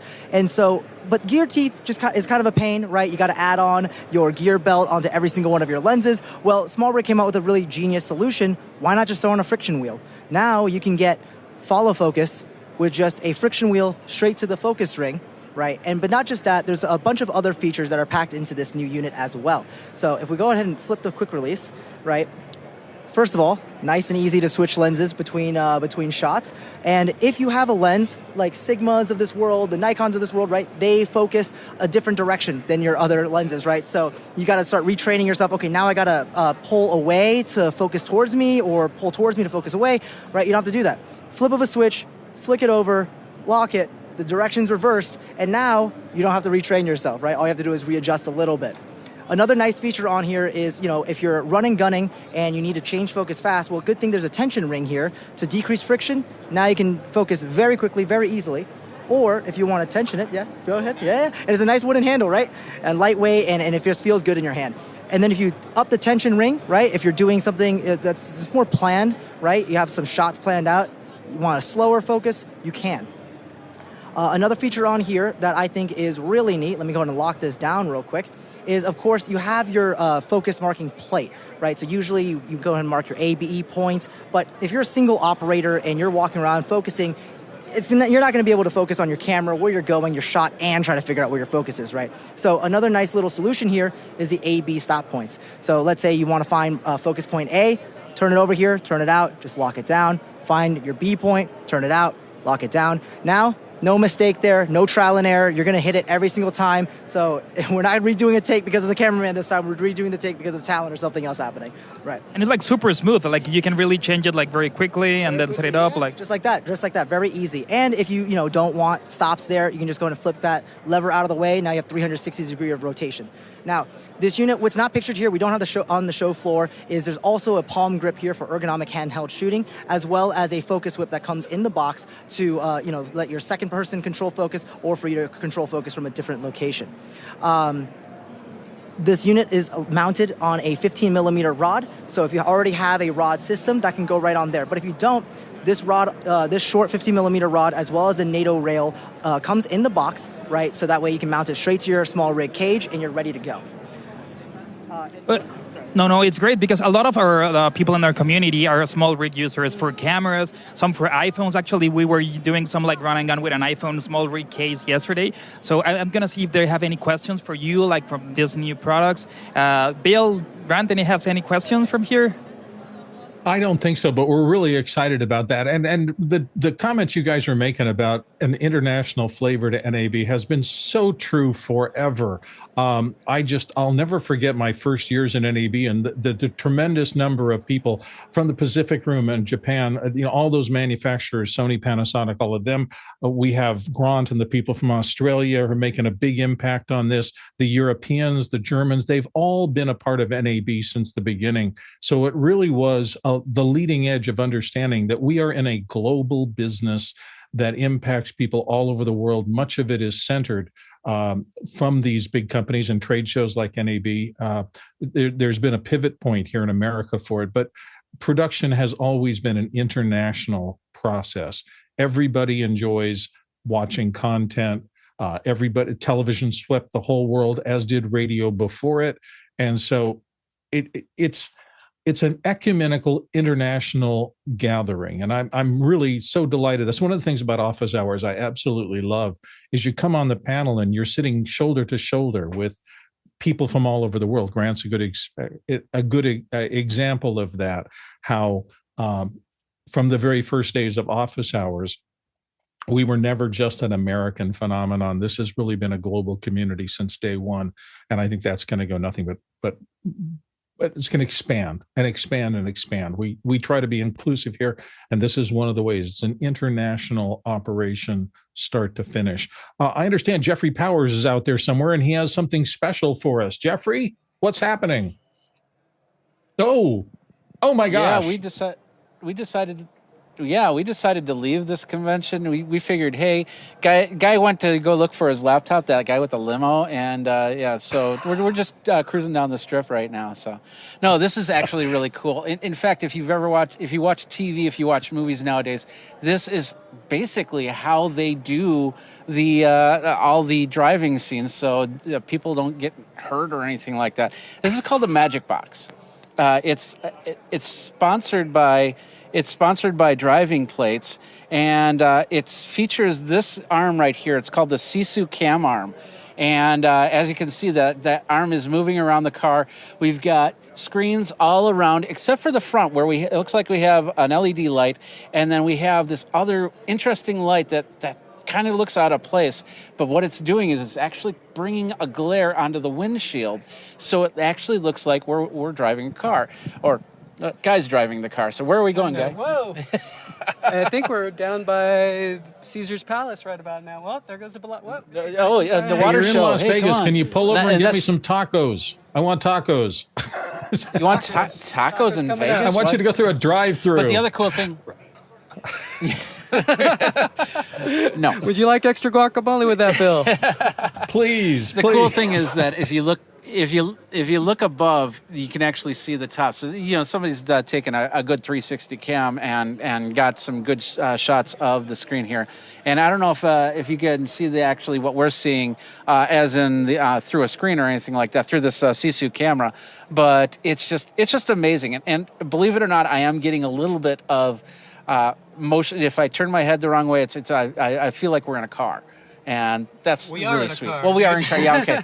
Good point. So, and of course, once again, this is the Magicbox, and it's sponsored by Driving Plates. That's drivingplates.com.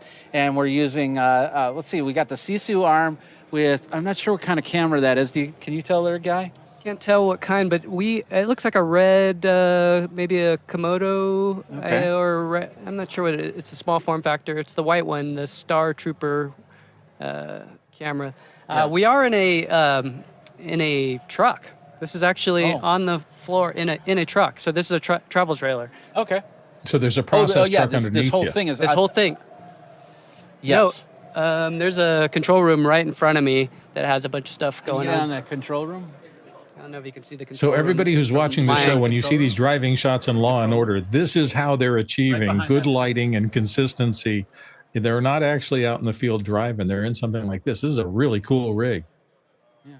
Oh man, look at that. He's getting a shot of the control better to room see right it. now. So There's the you're control seeing that's basically we're behind the camera right now, and they're just making sure that the scenes are going correct. I see it every now and then. It actually there is a reset point. So I see that, and of course get a little bit of fragmentation, but for the most part, if you're doing a one-on-one back and forth conversation or anything like that on a TV show or a movie, you don't see any of that. So we could try and answer any questions if you have any. We got a couple. We got one from Roscoe and one from Grant. Roscoe, go ahead. Well, this is a great way that you can also do multiple takes because the playback can just be rewound and the scene, you don't have to drag the car around the block again. But Jeffrey, I just wanted to know, how much are you going to tip your Uber driver there? I got to give Guy 5 stars. Wait, what? Grant, you had a question for this rig. I was thinking that you guys were in the tunnel. If you could just drive this over to the other hall, but I tell you that the thing that I love is the reflection, as you were saying, Jeffrey. The reflection that we're seeing on the screen, on the windscreen and on the body. This is so at the point where you're not even thinking, is this a green screen shot or is this an effect shot? You're not thinking that at all. You totally are just buying that you're driving around in a car. So the filmmaking processes now are mind blowing. And you can imagine how great this is for a director of photography or somebody who's going, he's got dark hair on the right. Give me a little more backlight on him. You can really, truly dial in the shot to be exactly what you want, and you're not having to rig on a practical car out in the world. TJ, you had something? Yeah, I got two questions. One, is this, Jeffrey said this was in a truck itself, like you are physically in like a big rig semi, like a trailer? No, he normally would be on a process trailer. It's expanded out. Yeah. Okay. And then it looks Jesse like Mills. Jesse Mills. The arms from are San tilted Francisco up, so it looks like an. Who makes the LED wall behind? Did you hear that? The question was, who makes the LED wall behind everything? What's that? Union what? Unilumen. Come over here. Uni? Lumen. Unilumen. All in the Magicbox. It's all in the Magicbox. Virtual So, production so this you could rent this out? Yeah. Okay. So it's virtual production. Come over here. Yeah. Logan's going to be running next to us in the car. And yeah, right there. There you go. Hey there. Camera's Give right Logan there. a bicycle. All right. Yeah, so this is a Magicbox virtual production truck. The idea is that this truck can go on location just about anywhere and provide virtual production for shoots. Okay. There you go. And then this is a CC robot arm. So we're just kind of all collaborating together to get some really cool process shots and kind of show the use cases. I asked them if they could do a daytime shot, and he said it would take a little bit too long to do that. How long would that? It's about 20 minutes or so, just because we're relighting this situation, loading up all these assets and things like that. Okay. It could be sped up if we plan for it, but yeah. And do you do all the shots too? Did you drive down? Vegas That's Boulevard? what Driving Plates does. So they have a rig that goes on top of the car up here. Okay. And it has a camera array to get a 360 degree and a camera looking up at the sky to provide all the 3D scope of what's going on. Oh, that's awesome. Yeah. That is awesome. So, well, we'll let you get back to this because there's other people wanting to get in this car and do that. So, did you have Sounds a good. For a day. I think roughly they're trying to get around the 20,000 range, and then multi-day discounts and things like that. All right, so we'll get this on second hour so all the panelists can get in this car and enjoy this, and we'll go from there. Thank you very much, Logan. Thank you. All right, you guys can talk about it. We're going to go to our next booth here, and NAB 2023. Jeffrey, Guy, fabulous insert. That was really fabulous, and it just shows you this is what used to happen to me. I'd go to NAB thinking that this stuff was done one way. That must be a process trailer. I was completely wrong. They've now incorporated it inside a trailer. You go year after year, and you keep seeing the advancements in the production arts in just an amazing way. There's just so much going on. What did everybody think of that? Is that changing the nature of a lot of filmmaking?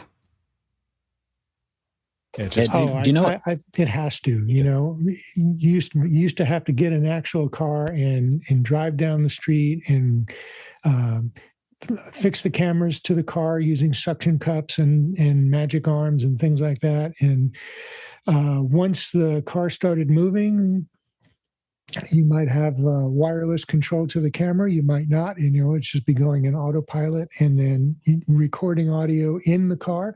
Sometimes the audio engineer might be like folded up in the trunk of the car with his with his reel-to-reel Nagra tape deck to record audio in the vehicle. And now that's totally transfixed. Guy, I'm sorry, Grant, you had something. What was funny is Blue Melnick just sent me a message saying Jeffrey Powers is handing out second hours like they're candy. Yes. That's the excitement of NAB and being able to do something like what we're doing here. It really does spark your imagination. Well, I tell you, what's interesting, I picked this up before when we were talking to Skyglass. What's funny is when we asked them about the costs and the subscription, he said $12.99 a month.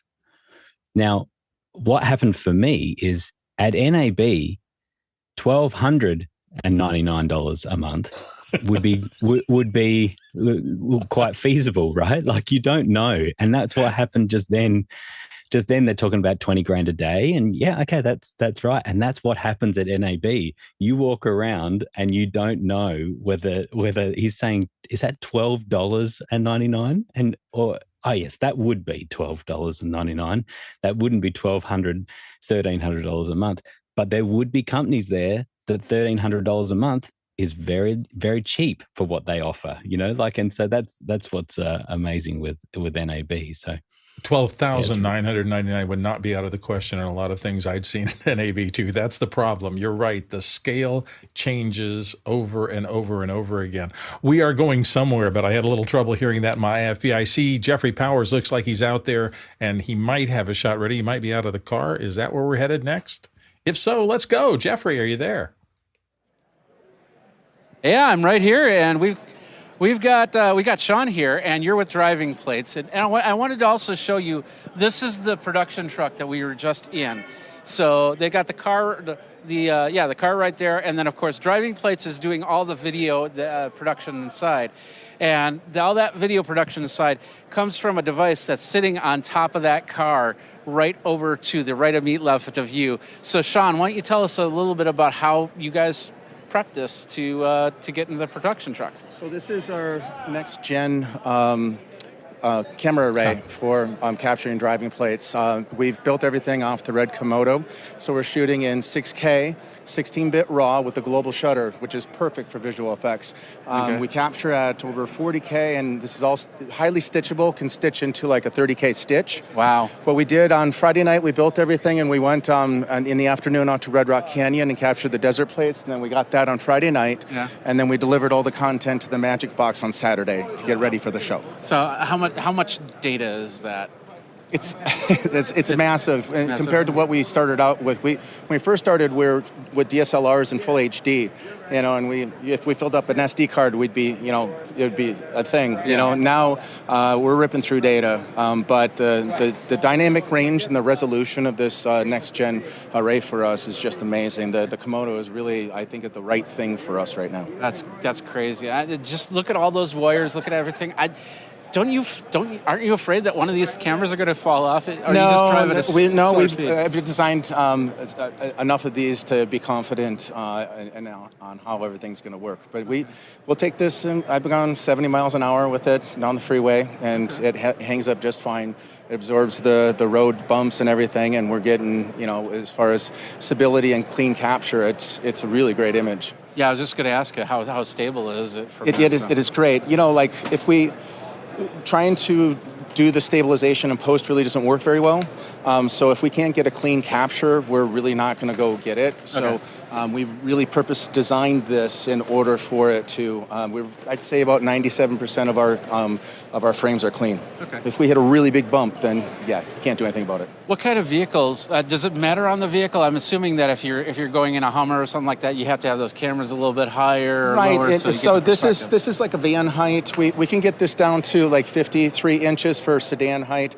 The van height, and we've run the same thing on a tower on the top of a Range Rover at bus height, like 8.5 feet. To do that, we did that for a TV show and a feature last year. It works just fine. So it depends, and then we prefer some. The suspension on the vehicle can make a difference in the tires, but if we really have to drop down into a location somewhere in the middle of nowhere, we can rent a car and make things work just fine. I'm geeking out over all of this. So my next question is, do you have a plane? Have you ever done like a plane? I'm working on it. Yeah, it's a side project. And then the train is the other thing. We had that up on the stage earlier. So we built this set, and I have a train footage going back 3-4 years. And so that's another thing we wanted to highlight here while we were at the show this year. Okay. So that is crazy. And hold on a second. Let's do this. Is that Marty's All right, lost so we got a lot of stuff here. I'm just so geeking out over this. This is just amazing. So we talked about the planes, we talked about the trains, we talked about the automobiles. There was one more other question, but I'm going to leave it to our panel. We have a panel of people that are asking questions as well. So let's go. Bill, do you have any questions for our? Yeah, I think Roscoe has one for you. Roscoe, how many cameras? What is the maximum that rig can handle? I know that Walt Disney used to use, I think, 9 cameras. What's the maximum? But the basics of this build is we have one camera every 45 degrees on the horizontal. And that gives us our 360 coverage. And then we move to a fisheye on the top. That gives us 210 degrees of coverage.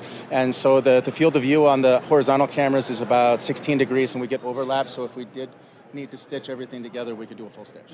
You did say you have a couple TV shows. Is there anything that you can talk about so we can see real time? I think one of the best usage of our footage this past year was the first episode of the second season of Gossip Girl. And it's like a minute and a half sequence. It's a minute and a half. It was amazing, though. Yeah. It was all visual effects, and they were going from SUV to SUV to SUV, Okay. going down the road where we shot it on a closed road in upstate New York. Okay. And I was blown away by it. I've got it on my laptop. I can show you when we're done. Okay, perfect. Bill, do you have any other questions? No, I don't think so. Oh, Roscoe has. Roscoe, did we take care of you? No, you're fine? Okay. I just got to tell you, Jeffrey, I am really excited to know that you and I are both huge Gossip Girl fans. So that's excellent. So we're going to be, I'll get on my one of bike the for things that. we promised, one of the things we promised that we were going to do was give you a look at behind the scenes of how we're covering the NAB show. These shots, the inserts we've done, our field crews, they've all just looked fabulous. And so, I know you are a part of that, Jeffrey, but let's see, is the other group set up to give us an idea of what we have been doing so that the whole watching audience here can see, we've really been working hard. This is the effort of a lot of people over a lot of time. And they said I think we've got some numbers. I think got some stats here, Bill. Yeah, I've got a whole bunch here for the close. 53 volunteers from 10 countries came together to do this office hours thing. We've had people in from Germany, Norway, Bolivia, Australia, Canada, here in the United States, of course. There were 38 back-end crew members and a 15-person field crew involved in doing this. We have been planning for at least 2 months. We did the 2 live panel shows today. The field team has been using Sony cameras. We've had 2 LiveView 800 encoders sending out a 1080p signal. That's what you've been watching for the last 2 days. We've done 4 days of streaming live to after hours into a Zoom breakout room so people could watch at any time of the day or night. That's particularly important for those of you who I know are not on U.S. time, and it's the middle of the night often. There's been an international video post-production crew working on this. We also have some thank yous that we have to send out. All of our IFB kits supplied by Electrosonics, Unity intercoms for all the crew supplied by Cloud Bedrock. I want to get their name right, of course. And our field teams, it's been absolutely astonishing. I don't know if they're assembled and we can get to them or whether we should just wait until they get to one place. I'm seeing a few things. Is that the shot I'm seeing in the BTS? Yeah, I think there they are. There's Guy and there's Jeffrey. You people have done an amazing job. They're in the train right now. We thank you so much. Do you guys have things that you want to say here as we get toward the end?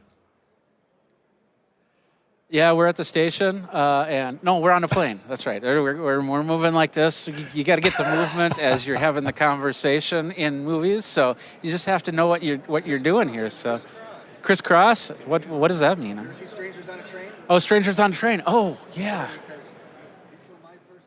Oh yeah. Strangers on a train. Absolutely. No, we're not going to kill anybody. Classic films. The sets that they had inside of the big trucks. You can't see it right now, but there's the Magicbox has got wheels, so this thing could be taken wherever you want. Yeah. Jeffrey, I'm having a little trouble hearing him. You get your mic closer. So here's the Magicbox. You guys can see it right here behind the scenes. Oh, you guys can't hear Guy? Yeah, now they can. No, we can now. He's closer now. We've got He the was tires off back there. But that's what we were in. And so this is a set that could be transported anywhere, and you can have your train shot, and you can rehearse, and you can do it over and over and over again, and not have to worry about the weather, whether it's hot, cold. It's really cool. Yeah, no rain, That's the stuff, but everybody wants to know. Plane or a train or anything. Yeah. Jeffrey, Guy, Go ahead, everybody Bill. wants to know what's the experience been like for you guys covering the show? Take us through how you've navigated this and what you've seen, what's been impressive, and that sort of thing. Well, yeah, that is a big question right there. We did a lot of stuff. Of course, you're seeing, you're seeing only a couple hours of what we've been doing. Guy's been walking around talking to people at the show. We've been going around with cameras when I'm not on live. I have my camera rig, which was the Insta360 RS 1-inch, and of course an iPhone for YouTube Shorts, and just capturing everything. We got tons of content that we have not posted yet. So that's something that we're going to have to, you guys are going to keep an eye out for. When it came for the field, for doing this, we had 2 field teams. You saw the 2 field teams both days, with George, with Felipe, with, I can't think, what was the third one? Javier. Javier, that's it. Javier, TJ. TJ, and the whole panel, and TJ, that's right, and the whole panel, and it's just been amazing. And I do like to thank our friends over at LiveView. I'd like to thank our friends over at Electrosonics, and all the crew that have been behind the camera, in front of the camera, and I'm assuming we got some credits at the end, so I don't miss out on any names, because I've got show brain right now. And just so you know what we're looking at, so I'm looking at a gentleman with an FX30, David, and he's got the 2 electro receivers. He's got a monopod. We're not using any lights. We're just using the show lights. Thankfully, this camera is super sensitive, and it's just a fixed lens, so you've been seeing no zoom with the feet. So David came on at the last minute. He's got the LiveView backpack on, and this is a pretty simple run-and-gun setup. I mean, we got the electro transmitters on the bottom, and Shure SM58s, and it's super simple. Yeah. Did you have any questions? You've been around the show floor. What have you seen as an individual? What have you seen as an individual that's impressed you in NAB that 2023? FR7, yeah, so the FR7, they have some handles that you can be remote, and you can actually... They do? Yeah. There's a remote, so you can be operating this tripod, and it's moving the FR7 head left, right, up, down, plus zoom controls. But you can work from home, running a camera across the country, and it's super smooth. It's fluid. So that's in the Sony booth. That's probably the most spectacular thing that I've seen here, besides this truck. Seeing behind the scenes how this augmented or these virtual sets work. I mean, it's one thing to look at the Mandalorian and hear about it, but you walk in there and you get a feel for things whipping by you and the glares, the reflections. You get the motion. Like I said, I was sitting there thinking we were actually driving in a car for a second. Only I would have been driving faster. Oh yeah, probably. And did you lose Javier and the rest of the team somewhere along the way? I kind of wanted to. I really would love to hear from Javier. It's his first NAB, and I don't know where they're on a super secret project right now that I don't know if we can talk about. So we'll just leave it at that. Okay, well, maybe we'll talk to each other for a little bit here. We're inside 4 minutes until show close. I was hoping to get them on camera one last time, particularly Javier, because I remember my first NAB. It's a very special time when, you've been seeing it from afar, you've been hearing about it, and everybody say it's like amazing and change shoes and you'll be exhausted and all the rest of this. I'd love to hear the perspective from somebody who it's the first time. What about panelists? Anybody see anything at NAB that you guys have thought was really wow?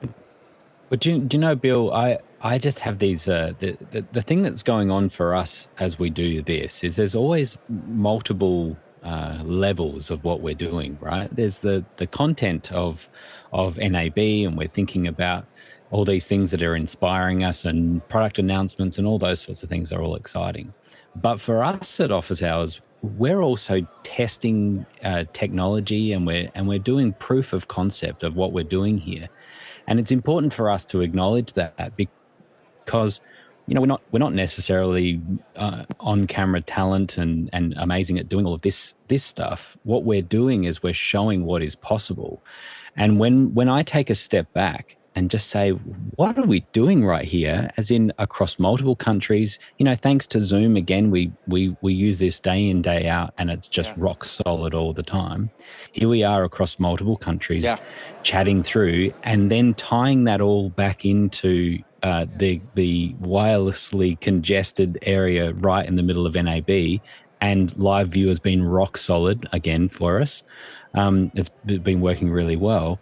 There's so much going on, and that's why when you were running through those stats of the 53 volunteers that it takes to make all this happen, is we're all showing what is possible, and it makes us think. Yes, there's all this gear and all these amazing new products that we see, but where we get real inspiration is when we start thinking, what could we do with some of that? And this is an example. of some of the things that you could do with it when you connect a community like this across the world. And that's another level, is who we are as office hours. All these people are connected around. I continue to think, oh man, I've got so many great contacts all around the world, not only for being able to do things in those countries where people are. If I needed to go to Mexico, then I could have Javier. We would hook up and we'd be able to do some work together very easily.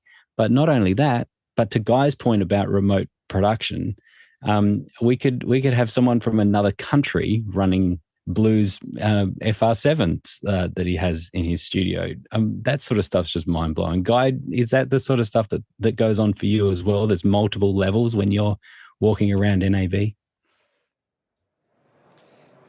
Yeah, you could definitely tell that there's a mixture. Like some of the guys that we were just in that truck with, you could tell that they're seasoned pros. I mean, like I was watching them operate, and you can just tell that they've been around the block. And then there's other folks that, they're school teachers, they're teaching kids, and so they have a different style, different budget. It's cool to see the mixture of people here that are, this is their first NAB. I mean, I was hanging out with a couple people. Brandon Poltz, he has that channel A to Z. This was his first NAB. I was shocked because I've been coming here for 20-something years, since the 90s, so more than 23 years. That's crazy. And it's just, again, a cool vibe. Nice to see creative people back after COVID, getting out and rubbing elbows, and hopefully we don't get any sneezes or anything on us, and will be a good experience. Fingers very much crossed. There we go. Harshid, you had a comment. I just wanted to make sure you got in. Go ahead. Well, I just want to say, no one's left behind. This is Office Hours Global's tagline, and it's so true. I mean, thank you guys so much for being out there on the ground and really being explanatory with all this stuff we've seen. Is really incredible. And man, I could drive any car. I'm going to come see you, Guy. We're going to go drive some cars soon. And make it look realistic. In fact, you could Harshid's driving. That's going to be awesome. Yeah, absolutely. But the worst part is you only see a very small sliver of what's, I mean, we're right in front of the newer booth.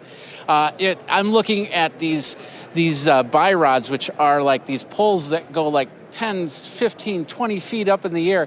We've got SmallRig that we didn't get to go to. We got all these companies that we didn't get to go to. And of course, that's where the shorts are going to come in. That's where the extra content. This is the first for Office Hours Global, is we're going to have extra content, not just the remote stuff, music, which we have posted, but content from this show and of course future shows.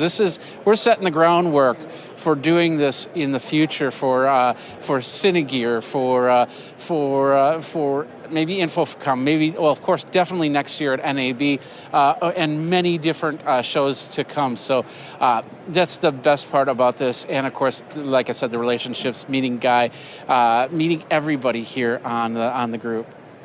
It's been really cool. In fact, this buy rod thing's really impressing me because I didn't ever think of something where you couldn't use a drone, but you wanted to get that shot way up there. This top one's 24 feet. There's another one that's like 30 feet.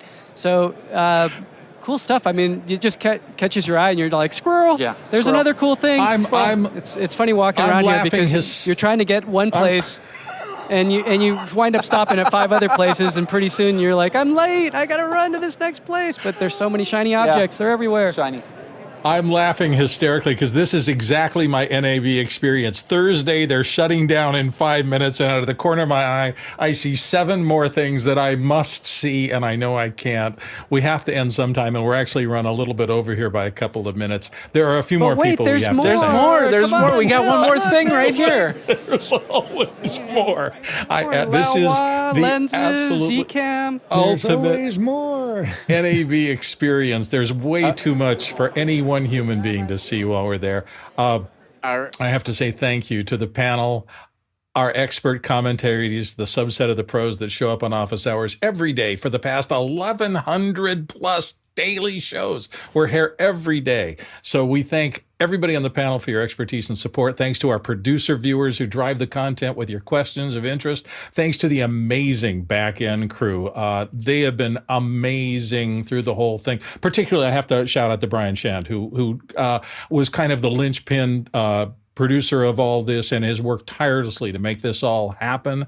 And he did it all from down under on the southern part of the world, down by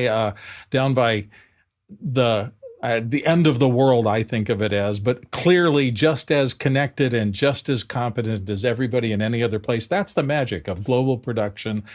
It's the global nature of distributed web production. Please, please, please, please stick around for the credit roll to see all the people who helped make this program possible. And with luck, we will see you all next year. On behalf of all of them, I get to say, once again, thank you for watching.